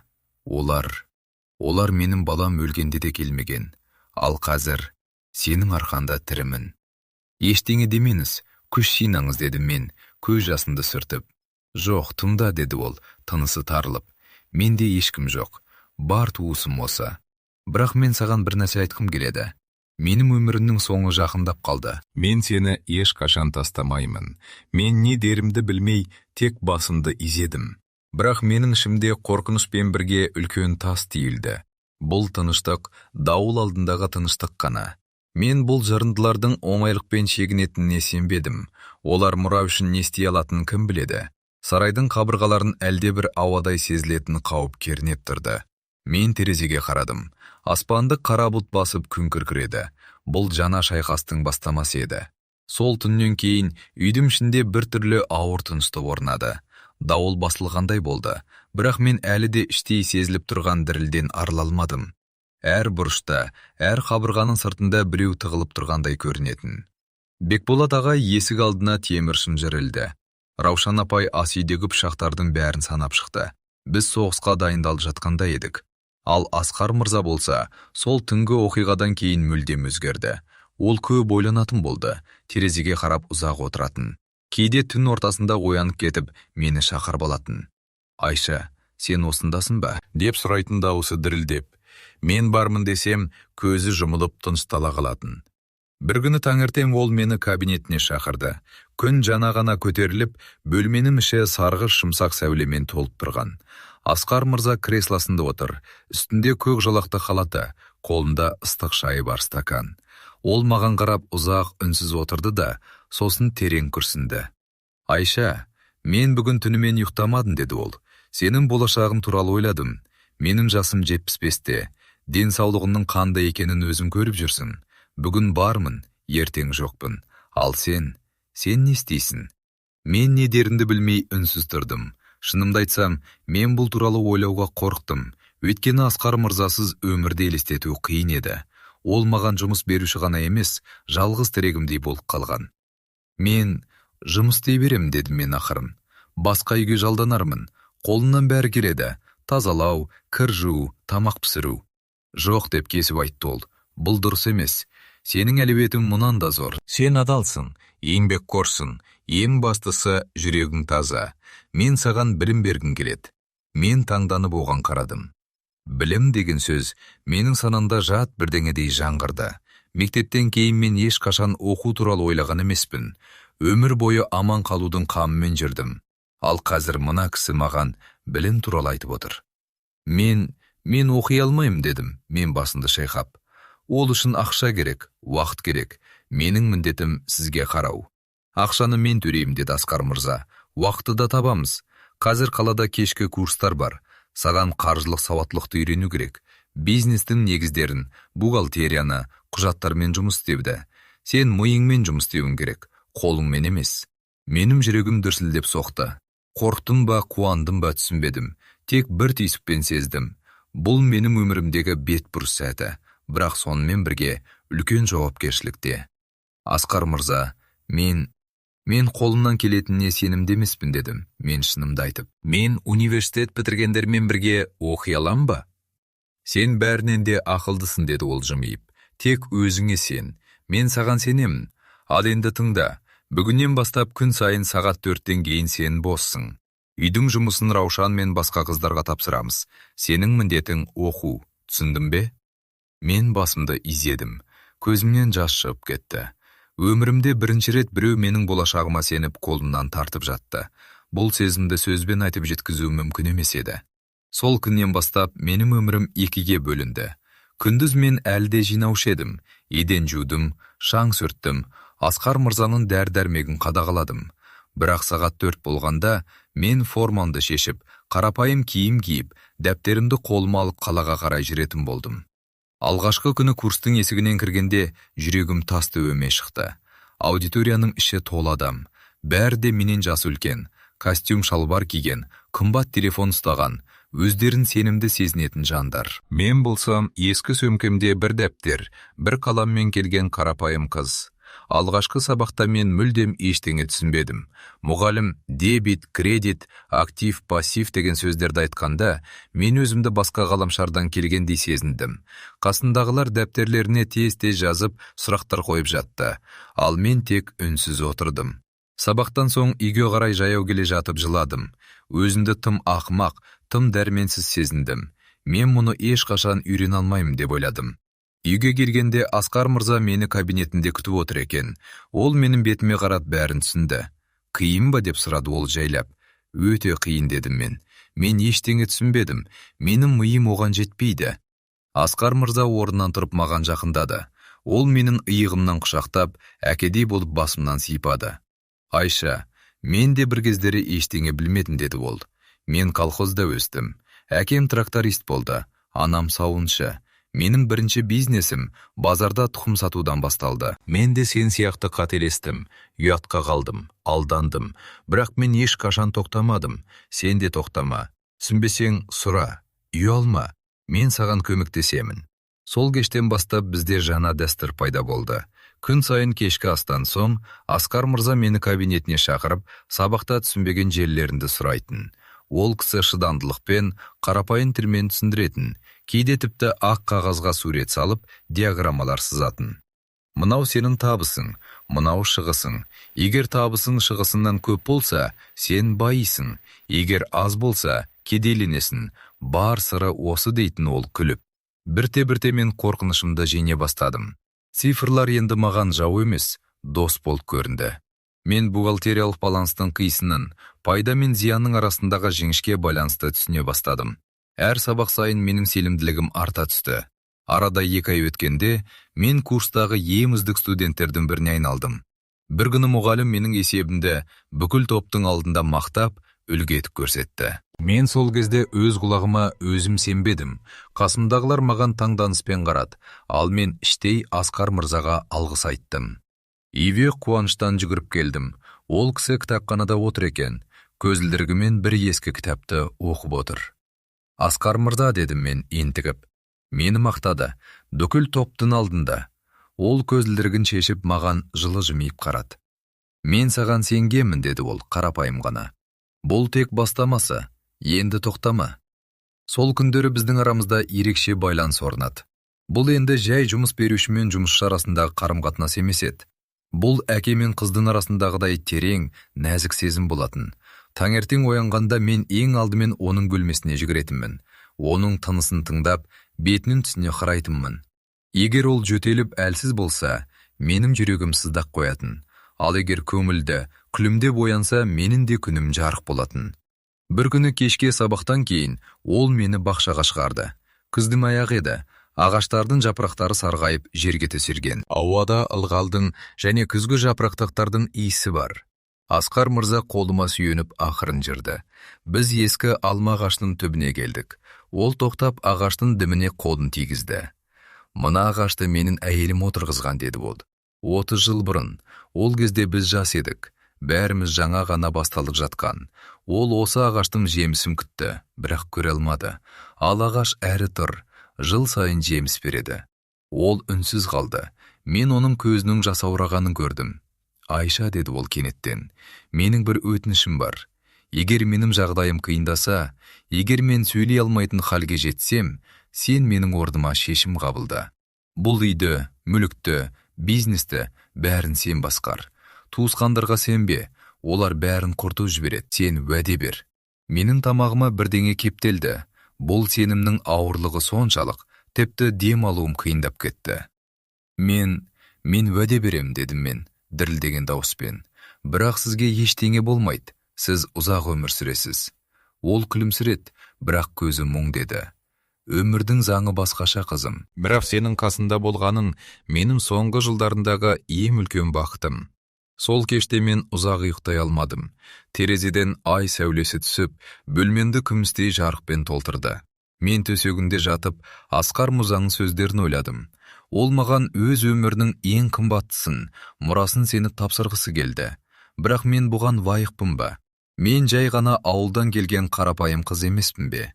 Осы ойлармен мен таң атқанша көз ілмедім. Келесі күні таңертең үйге тағы да қонақтар келді. Бұл жолы олардың саны көп емес еді. Тек Маржан апай мен оның күйеуі. Бірақ олардың жүзінде бір түрлі жасанды жымиыс бар еді. Олар Асқар Мырзамен сөйлесуге рұқсат сұрады. Мен оларды кабинетке кіргіздім. Бірақ өзім де сыртта қалмай, есіктің жанында тұрдым. Іштей бір жамандықты сезгендей болдым. Аға, біз сіздің денсаулығыңызға алаңдап келдік, деді Маржан апай тәтті дауыспен. Сізге жақсы күтім керек. Біз Швейцариядан ең үздік дәрігерлерді шақырттық. Олар сізді тексеріп, емдеу жоспарын жасайды. Маған ем керек емес, деді Асқар Мырза суық үнмен. Маған тыныштық керек. Аға, сіз түсінбейсіз, деп сөзге күйеуі араласты. Біз сіздің мүддемізді ойлаймыз. Сіздің жағдайыңыз нашарласа, бизнесіңізге не болады? Компанияларды кім басқарады? Сіздің қолыңызда мыңдаған адамның тағдыры тұр. Біз көмектескіміз келеді. Сендердің көмектерің маған бергілі, деді Асқар Мырза күрсініп. Сендер менің өлімімді күтіп жүрсіңдер. Бірақ менің өз жоспарым бар. Мен өз мұрамды өзім шешемін. Бөлмеде ауыр тыныстық орнады. Мен Маржан апайдың бетінің құбылғанын көрдім. Оның жымиысы сөніп, көздері суық жылтырады. Аға, сіз бәрін сол жинаушы қызға қалдырмақсыз ба, деді ол дауысы қалтырап. Ол сізге кім? Ол бөтен адам. Ол сіздің қаныңыз емес. Ол сендерден де жақын, деді Асқар Мырза қатты дауыспен. Ол маған ештеңе сұрамай көмектесті. Ал сендер тек алғанды білесіңдер. Енді кетіңдер. Мен шаршадым. Мен есікті ашып, оларға шығуды ұсындым. Маржан апай маған қарап, көзімен өртеп жіберердей болды. Сен, деді ол тісін шығарлатып, сен бұл үйден әлі қуыласың. Мен саған уәде беремін, сенің күнің жақында қараңғы болады. Олар кеткен соң мен Асқар Мырзаның қасына бардым. Ол әлсіреп, креслосына шалқалап отыр еді. Беті бозарған, қолдары дірілдейді. Асқар Мырза, дәрі ішіңіз, деді мен уайымдап. Айша, деді ол көзін ашпай, менің уақытым аз. Мен мұны сеземін, бірақ мен саған бәрін үйретуім керек. Ертеңнен бастап сен менің бизнесімнің құжаттарымен танысасың. Мен саған барлық компаниялардың кілтін беремін. Сен дайын болуың керек. Мен оның қолын ұстадым. Оның терісі суық, жұқа еді. Менің көзімнен жас шығып кетті. Мен дайынмын, дедім мен. Мен сізді тастамаймын, ешқашан. Сол күннен бастап менің өмірім тағы да өзгерді. Енді мен тек жинаушы да, студент те емес едім. Мен Асқар Мырзаның көлеңкесіндей болдым. Күн сайын таңертең ерте тұрып, онымен бірге құжаттарды қарайтынмын. Ол маған келісім шарттарды оқуды, серіктестерді тануды, нарықтың заңдарын түсінуді үйретті. Кешке қарай мен курстарға баратынмын. Ал түнде үйге келіп, алған білімімді іс жүзінде қолдануға тырысатынмын. Ұйқыдан қалдым, тамақты ұмыттым, бірақ бақыт дедім. Өйткені мен өзімнің өсіп келе жатқанымды, өзгеріп жатқанымды сезіндім. Мен енді бұрынғы дәрменсіз қорқақ Айша емес едім. Мен жаңа адам болып жаттым. Бір күні кешкі сабақтан кейін Асқар мырза мені кабинетіне шақырды. Үстелдің үстінде үлкен папка жатты. Ол папканы ашып, маған бір құжатты көрсетті. Мынау менің өсиетім деді ол. Мен оны нотариуста бекіттім. Мұнда бәрі жазылған. Менің барлық мүлкім, компанияларым, есеп шоттарым, бәрі сенің атына жазылады. Бір шарты бар. Сен бұл бизнесті сақтап дамытуың керек. Сен менің атымды ұятқа қалдырмауың керек. Мен құжатқа қарадым. Әріптер көзінің алдында билеп, мағынасын жоғалтты. Менің қолым дірілдеп, жүрегім қатты соқты.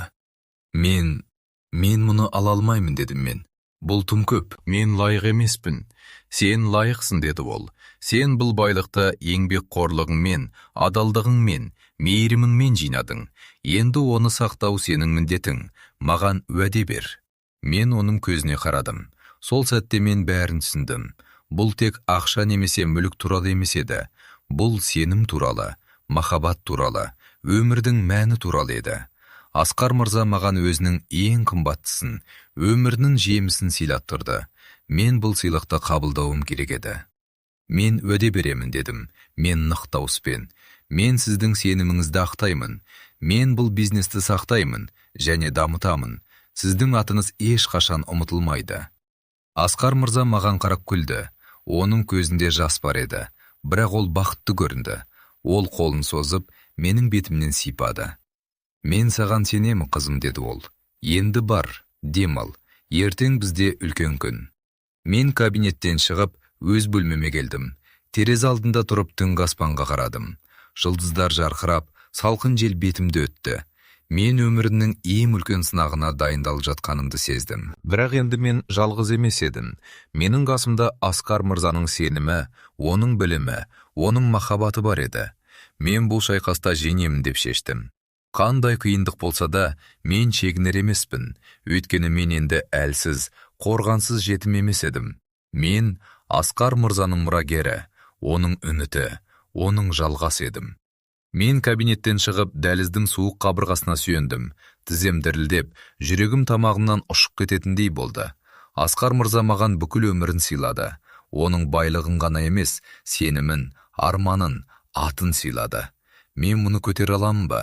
Мен бір кездері көшенің шанын жұтып, қоқыс жәшіктерінің жанынан тамақ іздеген жетім қыз, бүгін миллиардердің мұрагері атандым. Бұл тым үлкен жүк, тым ауыр жауапкершілік болып көрінді маған. Бірақ мен Асқар мырзаның көзіне қарап уәде бердім. Ол уәдені бұзу деген өзімді өзім өлтірумен тең еді. Таңертең мен әдеттегідей сағат 5-те тұрдым, бірақ үй іші тыныш емес еді. Төменнен дауыстар, аяқтардың тықыры естілді. Мен жүрегім қысылып бірінші қабатқа түстім. Үлкен мәрмәр холда бейтаныс адамдар жүрді. Ақ қалатты 2 ер адам, бір әйел және сары шабадан ұстаған жүргізуші. Не болды деп сұрадым мен ас үйден шыққан күтуші әйелден. Асқар мырза түнде өзін нашар сезінді деп сыбырлады ол. Дәрігерлерді шақыртты. Менің ішімнен бір суық жел өтті. Мен дереу Асқар мырзаның жатын бөлмесіне қарай жүгірдім. Есіктің алдында күзетші тұрды, бірақ мені көріп жол берді. Бөлме іші қараңғылау, ауыр перделер терезені жауып, бұрышта медициналық құралдар жарқылдаттырды. Асқар мырза үлкен кереуетте жатты. Оның беті жастықтан да ақ боп кетіпті. Қасында дәрігерлер иіліп, бірдеңелерді тексеріп жатты. Олардың жүздері күрделі, дауыстары сақ еді.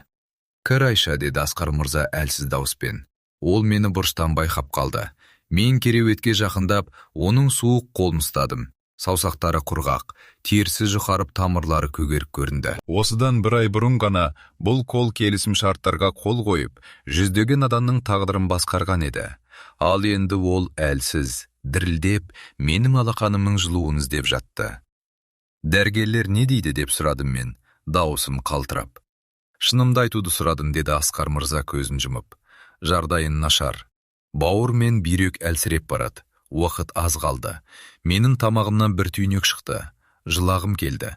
Бірақ мен өзімді ұстадым. Ол маған әлсіздік көрсетуге рұқсат бермеген еді. Мен күшті болуым керек. Біз сізді ендетеміз, дедім мен ықтап. Қазақстанда да, шетелде де дәрігерлер бар. Мен бәрін жасаймын. Тыңда, Айша. Ол көзін ашып маған терең қарады. Ем іздеу бос әурешілік. Мен өз денемді сеземін. Мен өмірден қорықпаймын. Мен тек бір нәрседен қорқамын. Сенің дайын болмауыңнан. Сен менің бизнесімді сақтай аласың ба? Сен менің арманымды жалғастыра аласың ба? Мен оның көзіне тура қарадым. Ол көздер әлі де терең, ақылды және күйт тұрған еді. Оларда мыңдаған күннің күлі, жүздеген шешіннің салмағы, сансыз түндердің ойы бар еді. Мен сол көздерге өз жанымды аштым. Асқар мырза, мен дайынмын, дедім мен. Сіз маған білім бердіңіз, маған сенім бердіңіз, маған күш бердіңіз. Енді мен сіздің сеніміңізді ақтау үшін барымды саламын. Бұл менің антым. Ол күлді. Күлкісі ауыр, бірақ шынайы еді. Ол қолын созып менің бетімнен сипады. Оның салқын саусақтары менің бетімнің жылуын, көзімнен шыққан жасты сезді. Жақсы, деді ол, ертең нотариус келеді. Мен бәрін ресми түрде рәсімдеймін. Барлық компаниялар, барлық шоттар, барлық мүлік, бәрі сенің атына өтеді. Бұл әділетті. Сен бұл байлықты еңбегіңмен жинадың. Сен оны сақтауға лайықсың. Мен оның қолын бетіме қышып басымды изедім. Сөз таппадым. Кек жүрегінің соғуы бөлмені ішінде ғана емес, бүкіл әлемде естіліп тұрғандай болды. Келесі күн менің өмірімнің ең ұзақ күні болды. Таңертең ерте нотариус келді. Ол орта жастағы, көзілдірік киген, салмақты әйел еді. Қолында үлкен тері папка, ішінде көптеген құжаттар. Олар менің көзіме өлім жазасындай көрінді. Біз Асқар мырзаның жатын бөлмесіне жиналдық. Ол, нотариус, екі куәгер және мен. Ауа ауыр, тынысы тарылғандай. Нотариус әрбір құжатты оқыды, әрбір сөзді анық айтты. Асқар мырза қол қою үшін қолын көтергенде, оның саусақтары қаламды әрем ұстаттырды. Бірақ көзінің жанары баяғыдай өткір, баяғыдай табан деді. Ол әрбір бетке қол қойды, әрбір қолы оның өсиетін бекітті. Мен, Асқар Мұратұлы, өзімнің ес ақылымда отырып барлық мүлкінді, барлық компанияларында және барлық шоттарымдағы қаражатты Айша Жүніс қызына толығымен қалдырамын, деді ол дауыстап. Бұл менің соңғы және түпкілікті еркім. Нотариус құжаттарды жинап, менің де қол қоюымды сұрады. Мен қолыма қаламды алдым. Бұл қарапайым металл қалам маған 100 келі тастай ауыр сезілді.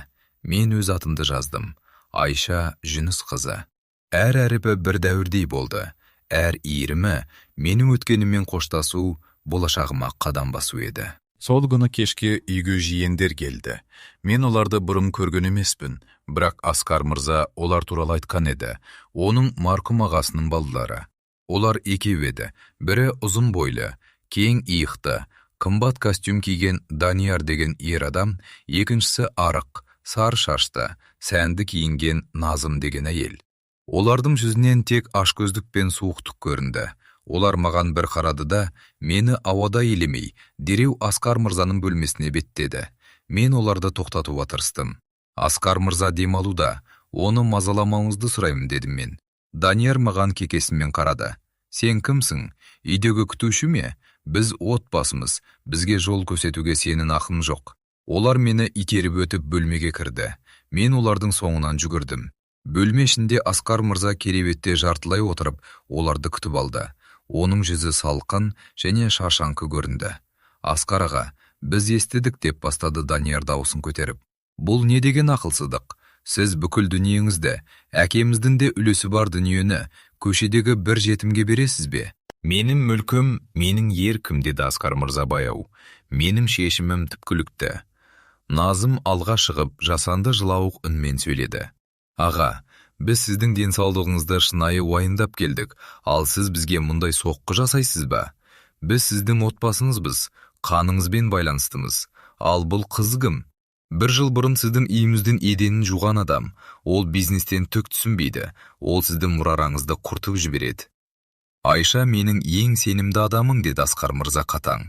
Он маған адалдығымен, еңбекқорлығымен, жанқиярлығымен лайық болды. Ал сендер қайда болдыңдар? Мен ауырғанда бір рет қоңырау шалсаңдар да, қарыз алу үшін шалдыңдар. Мен сендердің шынайы беттеріңді білемін. Біз сотқа береміз деп айқайлады Данияр беті бұзылып. Бұл заңсыз. Сіздің психикалық жағдайыңызды тексертеміз. Сізді алдап отырған дәлелдейміз. Бұл жетіннің сізге жасаған гипноз екенін бүкіл әлем біледі. Шығыңдар, деді Асқар мырза дауысын көтеріп. Оның көзінде ашу оты жанды, бірақ денесі әлсіз, қолдары қалтырап кетті. Қазір шығыңдар үйімнен. Күзетшілер бөлмеге кіріп, Данияр мен Назымды сыртқа шығарып жіберді. Назым шығып бара жатып, маған бұрылып уын шашты. Сен әлі күресің, көше тазалаушы. Біз сені сотта жеп қоямыз. Сен біздің дүниемізді ұрлап ала алмайсың. Олар кеткеннен кейін бөлме тынышталды. Мен терезенің жанына барып, маңдайынды суық шыныға тигіздім. Түн алматыны басып, қала шамдары сары жыландай жылтырап жатты. Менің жүрегім ауыр, кеудемде бір суық сезім жайлады. Мен олардың сөздерін ойладым. Жетім, көше тазалаушы, алдаушы. Бұл сөздер маған бұрыннан таныс еді. Мен оларды өмірінің әр күнінде естідім. Бірақ бүгін олар маған басқаша тиді. Олар тек мен емес, Асқар мырзаның шешіміне кір жаққысы келді. Олар оның соңғы еркін, оның махаббатын, оның сенімін аяқасты еткісі келді. Бұл мен үшін ең ауыр болды. Түннің бір уағында Асқар мырза мені тағы шақырды. Ол енді мүлдем әлсіреп, сөйлеуге де шамасы жетпей жатты. Мен кереуетінің шетіне отырып, оның қолын ұстадым. Саусақтары мұздай, тамыр соғуы әрең сезіледі. Айша, деп сыбырлады ол. Олар сотқа береді. Олар сенің өміріңді тозаққа айналдырады. Бірақ сен берілме, сен күрес. Менің адвокаттарым бар. Олар сені қорғайды. Құжаттардың бәрі заңды, бәрі таза. Мен қорықпаймын, дедім мен, оған еңкейіп. Мен сіздің сеніміңізді ақтау үшін кез келген сотта, кез келген ұрыста жеңемін. Менің ең үлкен өкінішім, деп жалғастырды ол, көзінен жас ағып. Сенімен көп уақыт бірге бола алмауым. Сен менің өміріме кеш келдің, бірақ оны толығымен өзгерттің. Сен маған адамдарға деген сенімді, өмірге деген құштарлықты қайтардың. Мен өлсем де, сенің жүрегіңде қаламын. Мен шыдай алмадым. Менің көзімнен жас төгіліп, оның суық қолын бетіме басып, жылап жібердім. Біз екеуіміз сол түнде ұзақ уақыт үнсіз отырдық. Тек терезеден сырттан келетін қаланың әлсіз шуы мен оның ауыр ырынды тынысы бөлмені толтырды. Ертеңіне сот шақыру қағазы келді. Данияр мен Назым шынымен де іске көшті. Олар Асқар мырзаны әрекет қабілетсіз деп тануды, мені алаяқтықпен айыптауды талап етті. Қағазда олардың жалған сөздері, өтірік куәлардың көрсетпелері жазылған еді, бірақ менің қолымда ақиқат болды. Асқар мырзаның өз қолымен жазылған өсиеті, нотариус бекіткен құжаттары, оның ауру тарихы, бәрі заңды, бәрі таза еді. Мен адвокаттармен кездестім. Олар Асқар мырзаның көп жылғы серіктестері маған сенімді қарады. Айша ханым, біз бұл сотты жеңеміз, деді бас адвокат, Ерлан деген тәжірибелі заңгер. Құжаттар мүлтіксіз, бірақ моральдық тұрғыдан дайын болыңыз. Олар сізге балшық шашады. Олар сіздің өткеніңізді, шығу тегіңізді пайдаланып сізді қорлауға тырысады. Бұл сізге оңай болмайды. Мен дайынмын, дедім мен. Мен бүкіл өмірімді сотты өткізгендеймін. Енді бір айқаста жеңілу өзімді сатып жіберумен тең. Сот күні белгіленді. Ол күнге дейін мен Асқар мырзаның қасында болдым. Ол күн сайын әлсірет, бірақ әлде санасы ашық, жүрегі менімен бірге еді. Ол маған ақыл айтты. Өзінің бизнес серіктестері туралы, жасырын келісімдер туралы, нарықтың құпиялары туралы айтып берді. Мен оның әрбір сөзін губкадай сіңірдім. Мен бұл білімнің маған соттан да қиын сынақтарда керек болатынын сездім. Бір күні кешке, сотқа бір тәулік қалғанда, Асқар мырзаның жағдайы күрт нашарлап, дәрігерлер оны жансақтау бөліміне алып кетті. Мен аурухана дәлізінде суық орындықта отырып ұзақ түнді өткіздім. Дәлізде хлор мен дәрі-дәрмектің иісі аңқыды. Қабырғалар ақ, суық. Менің жан дүниемнің құпиясын білгісі келгендей тұншықтырды. Мен дұға оқыдым. Анам үйреткен, бала кезінде есте сақтаған жалғыз дұғамды. Бисмиллахир-рахманир-рахим. Әрбір сөзді жүрегінен өткізіп, Асқар мырзаға күш беруін сұрадым. Таң ата дәрігер дәлізге шықты. Оның көзі шаршаған, бірақ үміттеді. Дағдарыс өтті, деді ол. Ол тірі, бірақ әлсіз. Бірнеше күн тыныштық қажет. Мен жеңіл күрсініп басынды қабырғаға сүйедім. Ол тірі. Бұл менің соттағы шайқасыма күш берді. Енді мен оның рухын, оның еркін, оның атын қорғауым керек болды. Еш кешігуге, еш күмәндануға хақым жоқ еді. Сот таңы аязды, бірақ күн ашық болды. Мен қара көйлек киіп, шашынды жинап сот ғимаратына бет алдым. Аяғында Асқар мырза сыйлаған қарапайым туфли, қолында ол құрастырған папка. Ғимараттың алдында Данияр мен Назымды көрдім. Олар күлімсірет мені менсінбей қарады. «Қорқтың ба, жинаушы?» деп кекетті Назым жасанды тонмен. Мен оларға жауап бермедім. Менің жауабым іште, сот залында болатын еді. Сот залы толық тұрды. Журналистер, туыстардың таныстары, жай көрермендер. Судья орта жастағы, қатал жүзді әйел болды. Ол кіріспе сөзін оқып, отырыстың ашылуын жариялады. Алдымен Даниярдың адвокаты сөйледі. Ол мені көшеден табылған алаяқ әйел деп сипаттап, Асқар мырзаның ауру санасын пайдаландым деп айттады. Оның сөздері балшық сияқты, дымқыл, ауыр, жабысқақ еді. Мен залда отырып, оның әрбір сөзін естідім. Бірақ менің жүрегім тыныш, санам салқын болатын. Мен Асқар мырзаның көзін, оның соңғы түндегі сөздерін есіме алдым. Содан кейін менің адвокатым Ерлан мырза орнынан тұрды. Оның дауысы нық, қимылдары нақты болды. Ол бірінен соң бірін документтерді көрсетті. Нотариус бекіткен өсиет, Асқар мырзаның толық ақыл есті екенін растайтын медициналық анықтамалар, оның өз қолымен жазылған хаттар. Әрбір факт бір соққыдай, әрбір құжат менің адалдығымның дәлеледі. Шешуші сәт келді. Судья мені сөз сөйлеуге шақырды. Мен орнынан тұрып, куәгер орнына бардым. Зал тынышталды. Мен терең дем алып, сөзімді бастадым. Мен өткенімді жасырмадым. Балалар үйі, аштық, қорлық, үйсіздік. Мен Асқар мырзамен кездесуді, оның маған көрсеткен мейірімін, маған берген сенімін айттым. Мен оның байлығына емес, жанына ғашық болғанымда, оның соңғы күндеріндегі жалғыз тірегі болғанымды айттым. Мен ешқашан Асқар Мұратыл малдамадым дедім. Мен дауысым дірілдеп. Мен оған уәде бердім. Оның бизнесін сақтау, оның атын ұятқа қалдырмау туралы уәде. Мен бұл уәдені бұзбаймын. Бұл тек мүлік туралы емес, бұл махаббат, сенім және адалдық туралы.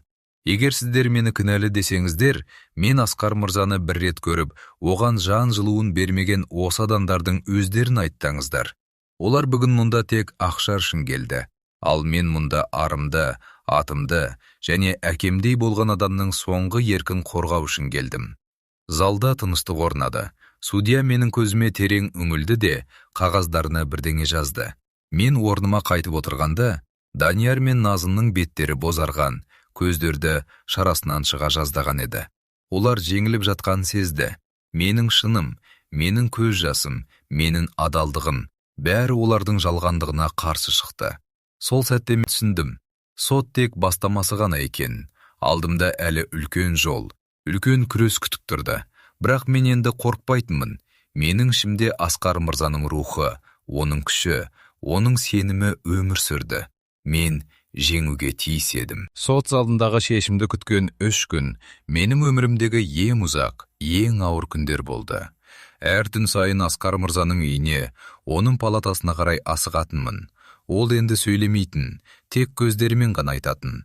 Мен оның қолын ұстап, сотта болып жатқан жайттарды сыбырлап айтып беретінмін. Оның жүрегінің соғысы әлсірей түскенімен, көздеріндегі ұшқын әлі бар еді. Сол ұшқын маған күш берді. 3-ші күннің таңы бұлыңғыр тартты. Мен сот ғимаратына қайта келдім. Бүгін судья шешім шығаратын күн еді. Залдағы адамдардың бәрі менің тағдырымды күтіп отырды.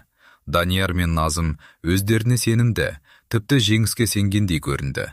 Олардың адвокаты маған қарап мысқылдай күлді. Менің жүрегім дүрсілдеп, бірақ ішімде бір тыныштық бар еді. Мен өзімнің адал екенімді білдім. Мен Асқар мырзаға берген уәдемді білдім. Судья орнынан тұрды. Оның дауысы залды кернеп, әр сөзі тасқа қашалғандай анық естілді. Ол барлық құжаттарды, куәгерлердің сөздерін, медициналық анықтамаларды мұқият қарастырғанын айтты. Сосын ол менің адвокатым ұсынған өсиеттің заңды күші бар екенін, Асқар Мұратұлының оны толық ақыл есі, дұрыс күйде, өз еркімен жазғанын мойындады. Даниярдың адвокатының алаяқтық туралы дәлелдерін жеткіліксіз деп тапты. Судья маған қарады. Көзінде бір жылылық бардай сезілді. Сот шешімімен деді ол. Асқар Мұратұлының өсиеті заңды деп танылсын. Айша Талғатқызы мұрагер ретінде бекітілсін. Залда шу көтерілді. Данияр орнынан атып тұрып айқайлады. Назым жылап жіберді, бірақ оның көз жасы ашудан, ызадан еді. Журналистер камераларын маған бұрды. Мен болсам орнында қатып қалдым. Жеңдім бе? Иә, сот жеңді. Бірақ менің жүрегімде қуаныш жоқ еді. Себебі менің ойым бір адамда, Асқар Мырзада еді. Мен оған тезірек жетуім керек болды. Мен сот залынан жүгіре шықтым. Артымда Даниярдың бұл әлі біткен жоқ деген айқайы қалды. Мен оған қарамадым. Менің көзімнің алдында тек Асқар Мырзаның жүзі тұрды. Таксиге отырып ауруханаға қарай зырладым. Жүрегім біртүрлі қысылып, жамандықты сезгендей болдым. Терезеден өткен Алматы көшелері маған сор суық болып көрінді. Ауруханаға жеткенімде, дәлізде тұрған медбикелердің жүзін көріп, жүрегім тоқтап қала жаздады. Олар маған үнсіз, бастарын шайқап қарады. Мен есікті ашып палатаға кірдім. Асқар Мырза төсегінде тып-тыныш жатты. Оның көздері жұмулы. Бетінде бір сәттік тыныштық орнаған. Жанында дәрігер тұрды. Ол маған бұрылып ақырын ғана. Біраз уақыт бұрын жүрегі тоқтады. Біз қолымыздан келгеннің бәрін жасадық деді. Менің тізем бүгіліп төсектің жанына жығылдым. Оның суып бара жатқан қолын ұстадым. Саусақтары әрі де менің қолымның жылуын есте сақтағандай еді. Мен жылаған жоқпын.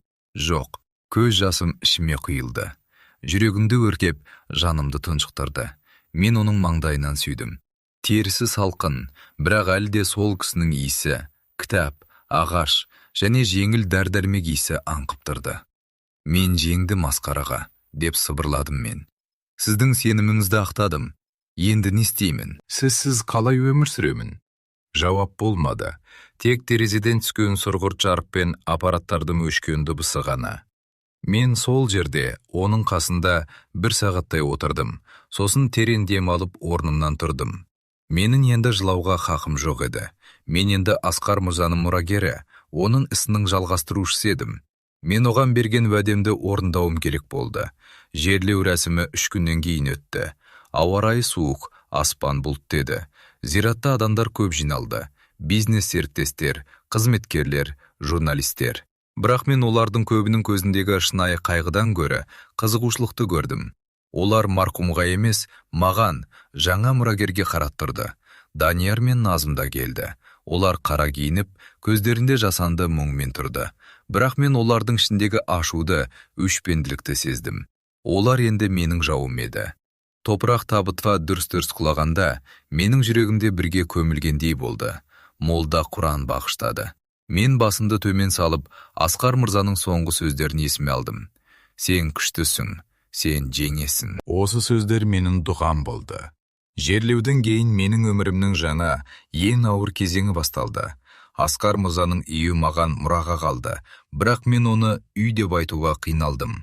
Онсыз бұл үлкен сарай бос, суық, үнсіз болып қалды. Әр бөлме, әр зат оны еске салды. Мен оның кабинетіне кіріп кітаптарын, құжаттарын реттей бастадым. Сол кезде мен компанияның жағдайын түсіне бастадым. Алғашқы күндері маған көптеген адамдар келді. Олардың бәрі көмектеспек болды. Бірақ мен олардың көзіндегі ашкөздікті, мені сынап көру ниетін аңғардым. Әсіресе компанияның бас бухгалтері Рүстем деген толық жылпос кісі. Маған құжаттарды көрсетіп бәрі жақсы екенін айтты. Бірақ менің ішкі түйсігім бірдеңенің дұрыс емес екенін сезді. Асқар Мырза мені көп нәрсеге үйретті. Соның ішінде цифрларды, есептерді оқуды да.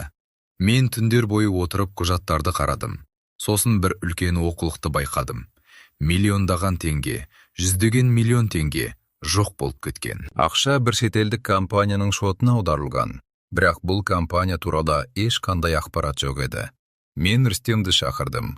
Ол келгенде жүзі күлімдеп, бірақ көздері қырақ еді. Рүстем мырза, мына төлемдер туралы түсіндіріп беріңізші, деді мен дауысым салқын. Мына Global Trade Solutions деген компанияға 3 ай ішінде 250 миллион теңге аударылған. Бұл компания не істейді? Рүстемнің күлкісі сәл бұзылды. Ол маған қарап, мені әлі де сол баяғы жинаушы, түк түсінбейтін аңқау қыз деп ойлаған сездім. Айша ханым, бұл Асқар Мырзаның ескі серіктестері. Ол кісі бұл туралы білетін. Барлығы заңды, деді ол сенімді түрде. Онда маған келісім шартты, шот фактураларда орындалған жұмыстардың актілерін көрсетіңіз, дедім мен. Менің қолымда бұл төлемдер туралы ешқандай толық құжат жоқ. Оның беті бозарып кетті. Ол менің мұншалықты сауатты, мұншалықты мұқият болатынымды күтпеген еді. Ол бірдеңе деп күбірлеп, құжаттарды іздестірем деп уәде берді де бөлмеден шығып кетті. Мен оның артынан қарап тұрып, үлкен бір айсбергтің ұшына ғана тигенімді түсіндім. Бұл компанияда үлкен алаяқ жүріп жатты. Мүмкін Данияр мен Назының да бұған қатысы бар шығар. Сол түні маған белгісіз біреу хабарласты. Телефон тұтқасынан суық, механикалық дауыс естілді. Егер өмірің қымбат болса, бұл істі қазба.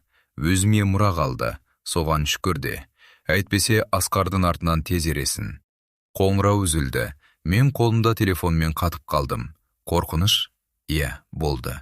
Денем мұздап, жүрегім дүрсілдеді. Бірақ сол қорқыныштың астынан бір ашу, бір қайсарлық пайда болды. Олар мені қорқытады ма? Мені балалар үйінен шыққан, көшеде аш қалған, бірақ ешкімге бас имеген Айшаны ма? Менің ішімде Асқар мырзаның рухы түрегелді. Ол маған әділдік, адалдық деген үйретті. Оның атын дақ түсіруге, оның өмір бойы жинаған байлығын ұрлауға мен жол бере алмайтынмын. Мен дереу Ерлан мырзаға, адвокатыма хабарластым. Оған бәрін айттым, қоңырауды да, құжаттардағы олқылықты да. Ол маған бірден полицияға арыз жазу керегін, бірақ оған дейін мызғымас дәлелдер жинау керегін айтты. Мен түсіндім, бұл соғыс. Ал соғыста менің ең үлкен қаруым, менің білімін, менің адалдығым және Асқар мырзаның маған сеніп тапсырған ақиқат еді. Мен таң атқанша кабинетте отырып, құжаттарды қайта-қайта қарадым. Әрбір цифрды, әрбір қолды, әрбір мөрді тексердім. Сосын мен Асқар мырзаның жеке сейфін аштым. Оның кілті менде болатын. Сейфтің ішінде ақша, құнды қағаздар емес, күнделіктер, хаттар және бір кішкентай ескі флешка жатты. Мен флешканы компьютерге қостым. Оның ішінде Асқар мырзаның өз дауысымен жазылған аудио жазбалар, сканерленген құжаттар, жасырын есептер бар екен. Ол бұл алаяқтық туралы білген екен. Ол өзінің жақын адамдары, Данияр мен Үстемнің оны алдап, ақшасын ұрлап жатқанын білген екен. Ол бұл дәлелдерді жинап, бірақ ауруына байланысты сотқа бере алмай қалған. Оның соңғы жазбасы маған арналған еді. Айша, егер сен мұны тапсаң, демек мен саған бекер сенбегенмін. Бұл жерде барлық шындық жатыр. Оларды тоқтат, менің атымды, менің ісімді қорға. Мен саған сенемін, сен күштісің, әкеңдей болған Асқар. Мен көз жасында тыя алмадым. Бұл жылау әлсіздіктен емес, рухтың тазаруынан, махаббаттан. Оның маған деген шексіз сенімінен еді. Мен енді жалғыз емес екенімді, оның рухы менімен бірге екенін, оның соңғы еркі менің мойнымда тұрғанын терең түсіндім. Мен флешканы жұдырығыма қысып ұстадым. Бұл менің қаруым, менің шыным, менің кек емес, әділдік жолындағы күресімнің бастамасы еді. Мен терең дем алып телефонды қолыма алдым. Ертең жаңа күн, жаңа шайқас басталады, ал мен оған дайын едім. Сол түн ұйқы дегенді мүлде ұмыттым. Әкемнің флешкадағы дауысы менің жан дүниемді астан кестең етті, бірақ сонымен бірге бойыма бұрын соңды сезбеген бір құдіретті күш құйды. Енді мен оның рухымен, оның соңғы сертімен бірге едім. Компьютер экранындағы цифрлар мен құжаттар көз алдында қатып қалғандай. Мен орындықтан тұрдым да, таңғы салқын ауа жұту үшін терезеге беттедім. Терезенің сыртында Алматы қаласы оянып келе жатты. Мұнартқан тау шыңдарына күннің алғашқы сәулесі түсіп, әлем тыныштық пен үмітке толы бір сәтті бастан кешіп жатты. Кенет менің көзіме Асқар мырзаның кабинетіндегі кітап сөресі түсті. Сөрелердің бір бұрышында оның қолы тимеген, ескілеу кітаптар тізіліп тұратын. Ол кісі кітап оқылғанда әрдайым шетіне қарындашпен белгі қойып отыратын. Сол кітаптардың арасында тері тісті, көлемді бір дәптер тұрды. Мен бұрын бұған мән бермеппін. Оны кәдімгі бухгалтерлік кітап шығар деп ойлағанмын. Бірақ бүгін бір түйсік мені сол дәптерге қарай тартты. Аяғым еріксіз жылжып қолымды создым. Тері тісі тозған, беттері сарғайған бұл заттың Асқар мырзаның жастық шағынан қалған жеке күнделік екенін сол сәтте ұқтым. Мұқабаны аштым. Ішінде ұсақ, бірақ өте ұқыпты қолтаңба көзге шалынды. Бұл менің таныс әрпім, Асқар мырзаның қолы. Жүрегім дүрсілдеп, беттерді парақтай бастадым. Күнделік соңғы 10 жылдың ішіндегі ойлар мен жоспарларға толы болып шықты. Бірақ ең соңғы беттерді ашқан кезде тынысым тарылып көзіме жас үйірілді. Ол жерде Айшаға арналат деген тақырыппен жазылған үлкен бір хат жатыр екен. Мен бұл жолдарды сенің қолына тиет деген үмітпен жазып отырмын. Бәлкім бұл кезде мен болмаймын. Мен өмірімнің соңғы 10 жылын бір ғана сұраққа жауап іздеумен өткіздім. Менің байлығым кімге қалады? Менің 3 балам бар еді. Бірақ уақыт өте келе, олардың жүрегі ақшаға, билікке ғана соғатынын түсіндім. Олар менің көзіме қарап әке дейді. Бірақ мен сеземін, олар менің өлімімді күтіп жүр. Олар үшін мен тек ақша көзімін. Бұл маған қатты батты, Айша, қатты батты. Бір күні мен шешім қабылдадым. Мен өз байлығымды тек қана лайықты адамға қалдырамын. Ал ол адам менің қаным емес, менің рухымды түсінетін жан болуы керек. Мен сені 10 жыл бұрын балалар үйінен әдейі таңдап алдым. Менің алдыма келген 74 үміткердің ішінде сенің көздерінен бір ғана нәрсені көрдім. Шынайылықты. Сен маған жалтақтап қарамадың, өтірік күлімсіремедің. Қызметке тұру үшін өзіңді мақтамадың. Сен жай ғана жұмыс істегің келетінін айттың. Сол сәтте мен сенің нағыз мұрагер екеніңді білдім. Бірақ мен саған оны бірден бере алмадым. Өмір деген үлкен сынақ. Мен сені 10 жыл бойы сынадым. Саған ең ауыр жұмысты бердім. Дәліздерді жудырдым. Қоқыстарды шығарттым. Саған күліп, сені төмендеткен әрбір адамның әрекеті мен үшін үлкен айна еді. Мен айналамдағылардың нағыз бет бейнесін сенің көмегіңмен көрдім. Кешір мені, қызым. Бұл қатыгездік емес, бұл сабақ еді. Мен сенің ешқашан бұзылмайтыныңды, ешқашан сатқындық жасамайтыныңды, ешқашан ашу мен кекке бой алдырмай, тек адал еңбекпен алға жылжитыныңды дәлелдедің. Сен менің соңғы үлкен жобамсың. Менің нағыз мұрагерім сенсің. Менің барлық мүлкім, компаниям, атым сенің қолында қалсын. Оларды тоқтат, Айша. Сенің ішіңдегі күшті оят. Мен саған сенемін, әкең Асқар. Күнделікті оқып біткенде мен тізерлеп отырып қалдым. Бұл жай ғана хат емес, бұл менің бүкіл өмірімнің мәні, ақталуы еді. Мені ешкім босқа өмір сүрген жоқсың деп таныды. Мені ұлы адам таңдады. Мен енді әлсіз емеспін, мен мақсат едім. Мен сол жерде салқын еденде отырып, өткен 10 жылды көз алдымнан өткіздім. Таңертеңгі сағат 5-тердегі суық су мен еден жуған шақтар, Рүстемнің көзіне қара деген астамшылыға, Назымның мұрнын шүйірген күлкісі, басқалардың мені мүлде байқамай өте шыққан сәттері. Бәрі осы бір ұлы сабақтың бөлшектері екен ғой. Мен сол сәтте ауырғаныма емес, сол ауыртпалықтан сынбай өткеніме мақтандым. Асқар мырза маған тек ақша емес, өмірдің ең үлкен қаруын, шыдамдылық пен табандылықты беріп кетіпті. Мен көз жасымды сүртіп, орнымнан тұрдым. Енді жылауға уақыт жоқ. Күнделікті кеудеме қысып, кабинеттегі үлкен айнаның алдына бардым. Айнадан өзіме қарадым. Шаршаған, көзі қызарған, бірақ көз қарасында болаттай жарқыл бар әйел маған қарап тұрды. Мен шашымды түйіп, бетіме су бүркідім. Есімде Асқар мырза бірде маған сотта ең бастысы сенімділік, ал сенімділік іштен шығады деп айтқан болатын. Сол күні мен бүкіл құжаттарды ретке келтірдім. Флешкадағы аудионы, күнделіктегі жазбаларды, бухгалтерлік кітаптардағы олқылықтарды, бәрін жүйелеп, әрбір дәлелдің көшірмесін жасадым. Осыны істеп жатқанда миым сап-салқын, жүрегім мызғымастай берік еді. Мені қорқытқан телефон қоңырауы енді маған тек күлкілі бір елес сияқты. Олар менің ішімдегі отты сөндіре алмайды. Сот күні де келіп жетті. Сот ғимаратына Ерлан мырзамен бірге кірдік. Ішке кірген бойда мен бұрынғы күндердегідей басымды төмен салып, көлеңкеге тығылатын кішкентай Айша емес едім. Үстінде қарапайым, бірақ өте оқыпты, өзіме сенімділік беретін көк түсті костюм бар. Мені көргенде Данияр мен Рүстемнің көздері жек көрушілікпен жарқ ете түсті. Рүстем адвокаттармен бірге бұрышта сыбырласып тұрды. Данияр болса мені көріп, ернін жиырып басын шайқады. Олардың көзқарастарынан мына қызметші не істемекші деген астамшылық лебі аңқып тұрды. Залда бұрынғы жұмысшылар, кейбір серіктестер, тіпті газет тілшілер де отырды. Жағдай өте шиеленісті болды. Судья орнына келді, іс басталды. Алдымен Даниярдың адвокаты сөз алды. Ол менің ешқандай заңды құқығым жоқ, компанияны басқара алмайтын, біліксіз адам екенімді, Асқар мырзаны алдап сеніміне кіріп, мұраны иемденбек болған алаяқ екенімді айтып ұзақ сөйледі. Оның әр сөзі уланған жебедей сұғылды. Залдағылардың кейбірі маған алаң көзбен қарады, бірақ мен үндемедім. Жүрегім алып ұшып тұрса да, сыртқы сабырымды жоғалтпадым. Мен күттім, өйткені менің қолымда шындық бар еді. Шындықтың уақыты әрдайым келеді.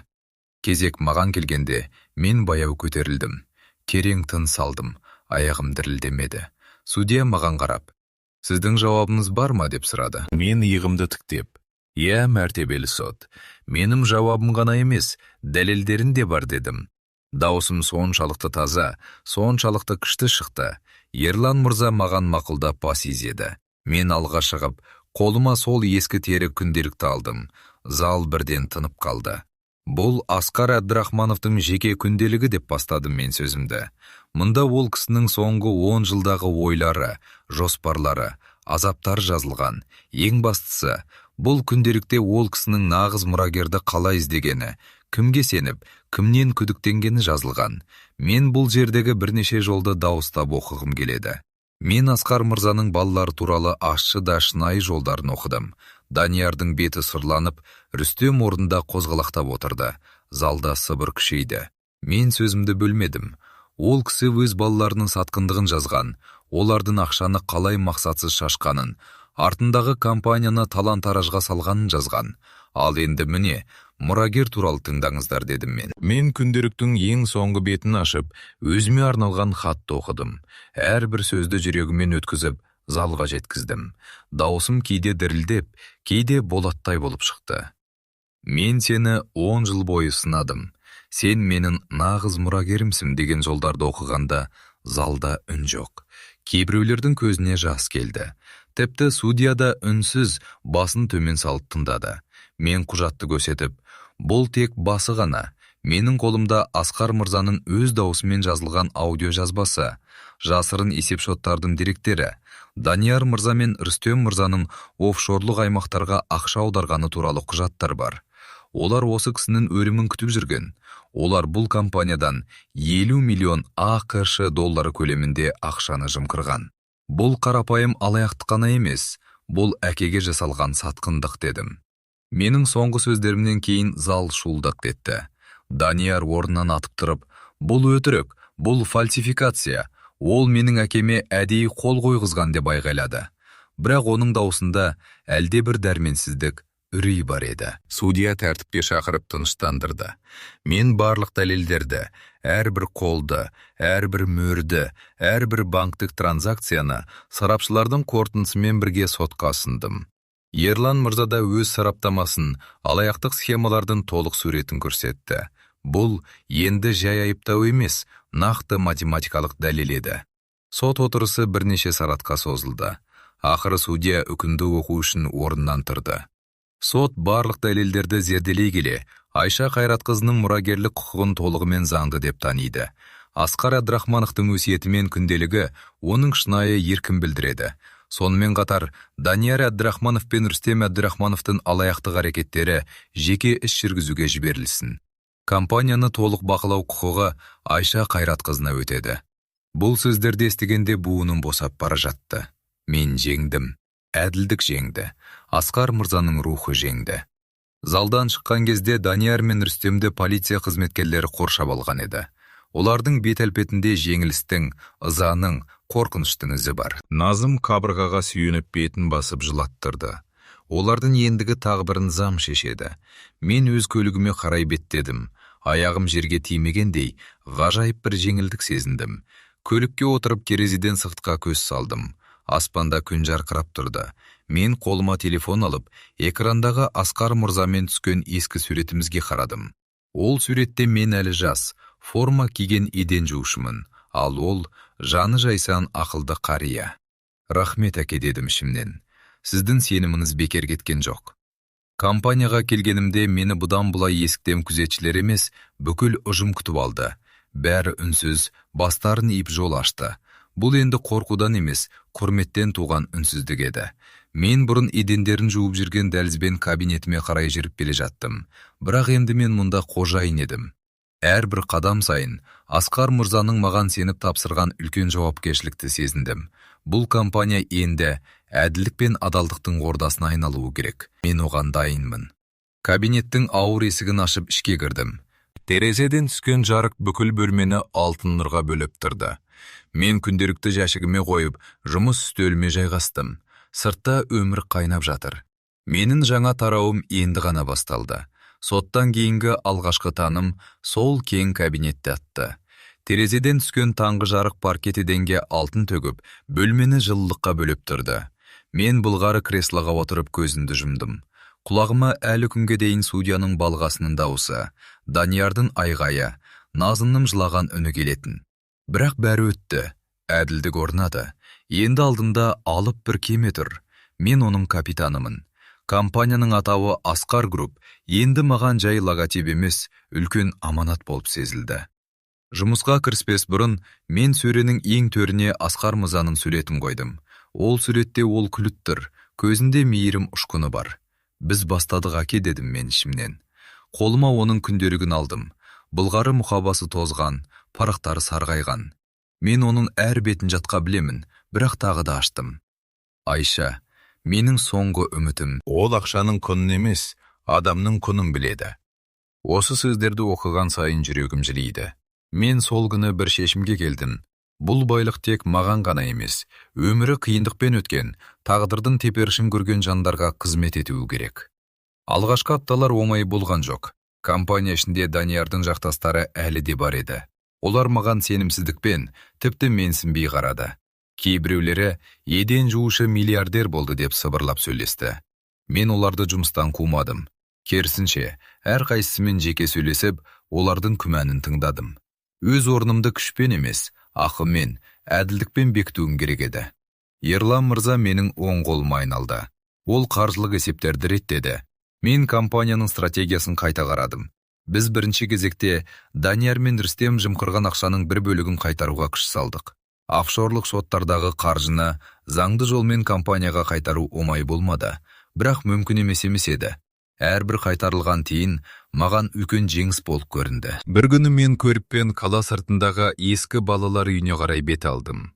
Менің өзімде осындай жерде өскенмін. Қабырғасы сыздаған, ауласындағы әткеншегі сынған, балалардың көзіндегі жалғыздық пен үміт араласқан бір түрлі мұң. Осы көрініс менің жадымда мәңгі сақталған.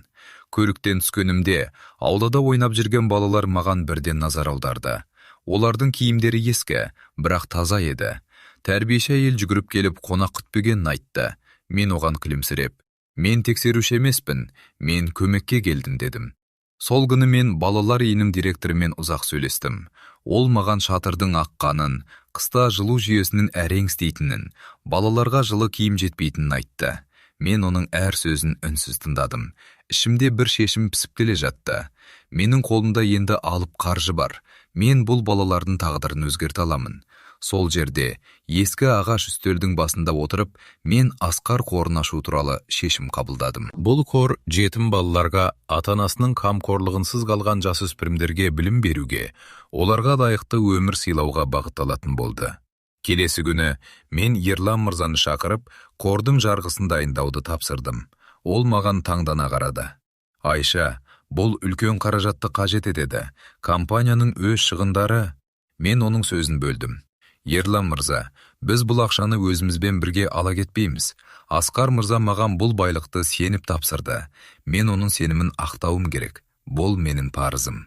Ол үнсіз басын изеді. Оның көзінен құрмет көрдім. Бір айдың ішінде Асқар қоры ресми түрде тіркелді. Мен қордың президенті болдым, бірақ жалақы алмадым. Бұл менің жүрек қалауым еді. Қордың алғашқы жобасы Алматы облысындағы ескі балалар үйін күрделі жөндеуден өткізу болды.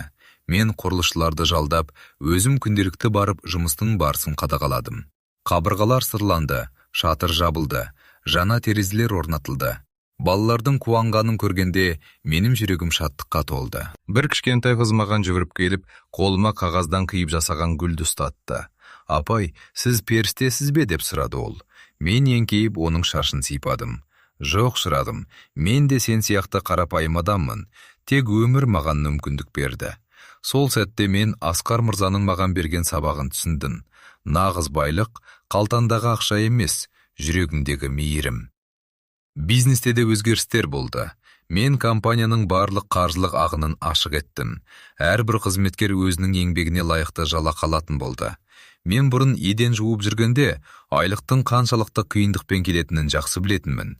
Сондықтан мен ең төменгі жалақыны көтердім. Әлеуметтік пакеттерді кеңейттім. Кейбір серіктестер мұны орынсыз шығын деп есептеді. Бірақ мен өз ұстанымымда қалдым. Адал еңбек, адал төлемді қажет етеді. Бір жылдың ішінде компанияның пайдасы 2 есеге өсті. Себебі адамдар өздерін құрметтейтін жерде бар күшін салып жұмыс істейді. Мен мұны өз тәжірибемнен білдім. Бір күні кешке мен ескі сарайға бардым.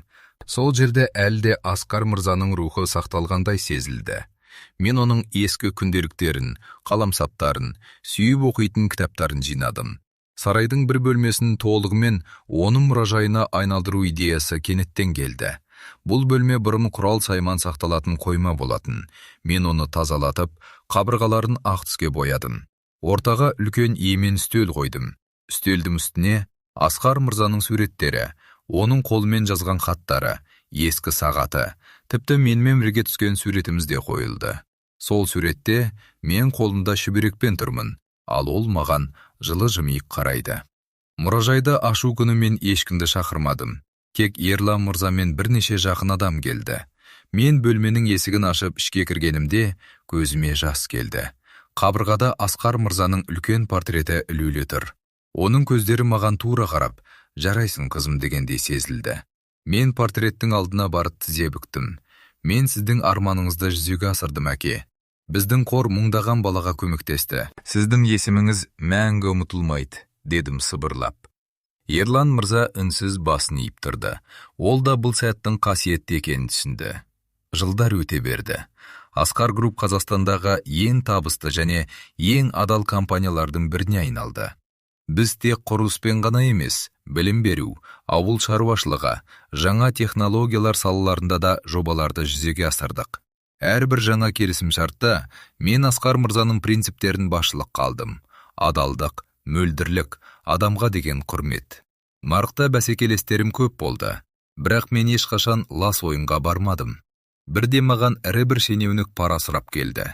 Мен оған тіке қарап, менің компаниямда пара тек бір бағытта жүреді, ол да қайырымдылық қорына дедім. Ол ызаланып кетті, бірақ менің ұстанымым берік еді. Менің жеке өмірімде өзгерді. Мен өзім сияқты жетімдер үйінде өскен, бірақ өмірден өз жолын тапқан жас жігітке тұрмысқа шықтым. Ол мұғалім, қарапайым, жүрегі таза адам. Біздің үйімізде ешқашан дау-дамай айғай болған емес, тек түсіністік пен махаббат. Біз бір қыз, бір ұл тәрбиелеп отырмыз.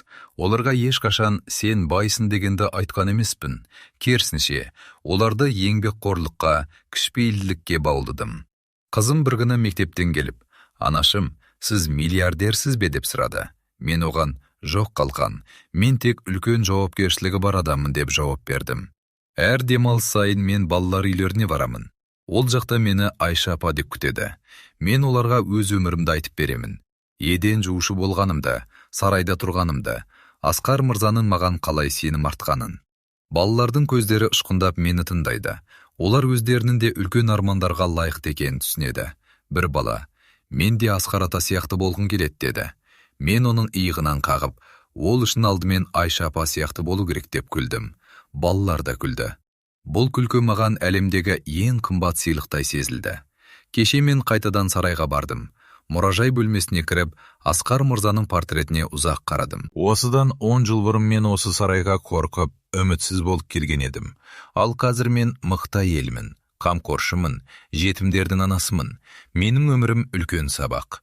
Тағдыр сені қанша тепкілесе де, сен адам болып қалуың керек. Байлық сені өзгертпеу керек. Керісінше, сен байлықты игілікке айналдыруың керек. Мен Асқар мырзаның күнделігін ашып, соңғы бетіне өз қолыммен бірнеше сөз жаздым. Мен сіздің сеніміңізді ақтадым. Сіздің ісіңіз мәңгі жасайды. Күнделікті жауып орнына қойдым. Терезеден далаға көз салдым. Күн батып бара жатыр. Аспан қызыл сары түстерге боялған. Өмір жалғасуда. Менің жүрегім тыныштық пен ризашылыққа толы. Мен өз жолымды таптым. Ендігі мақсатым басқаларға да өз жолын табуға көмектесу. Бұл менің басты байлығым. Бұл менің мұрам.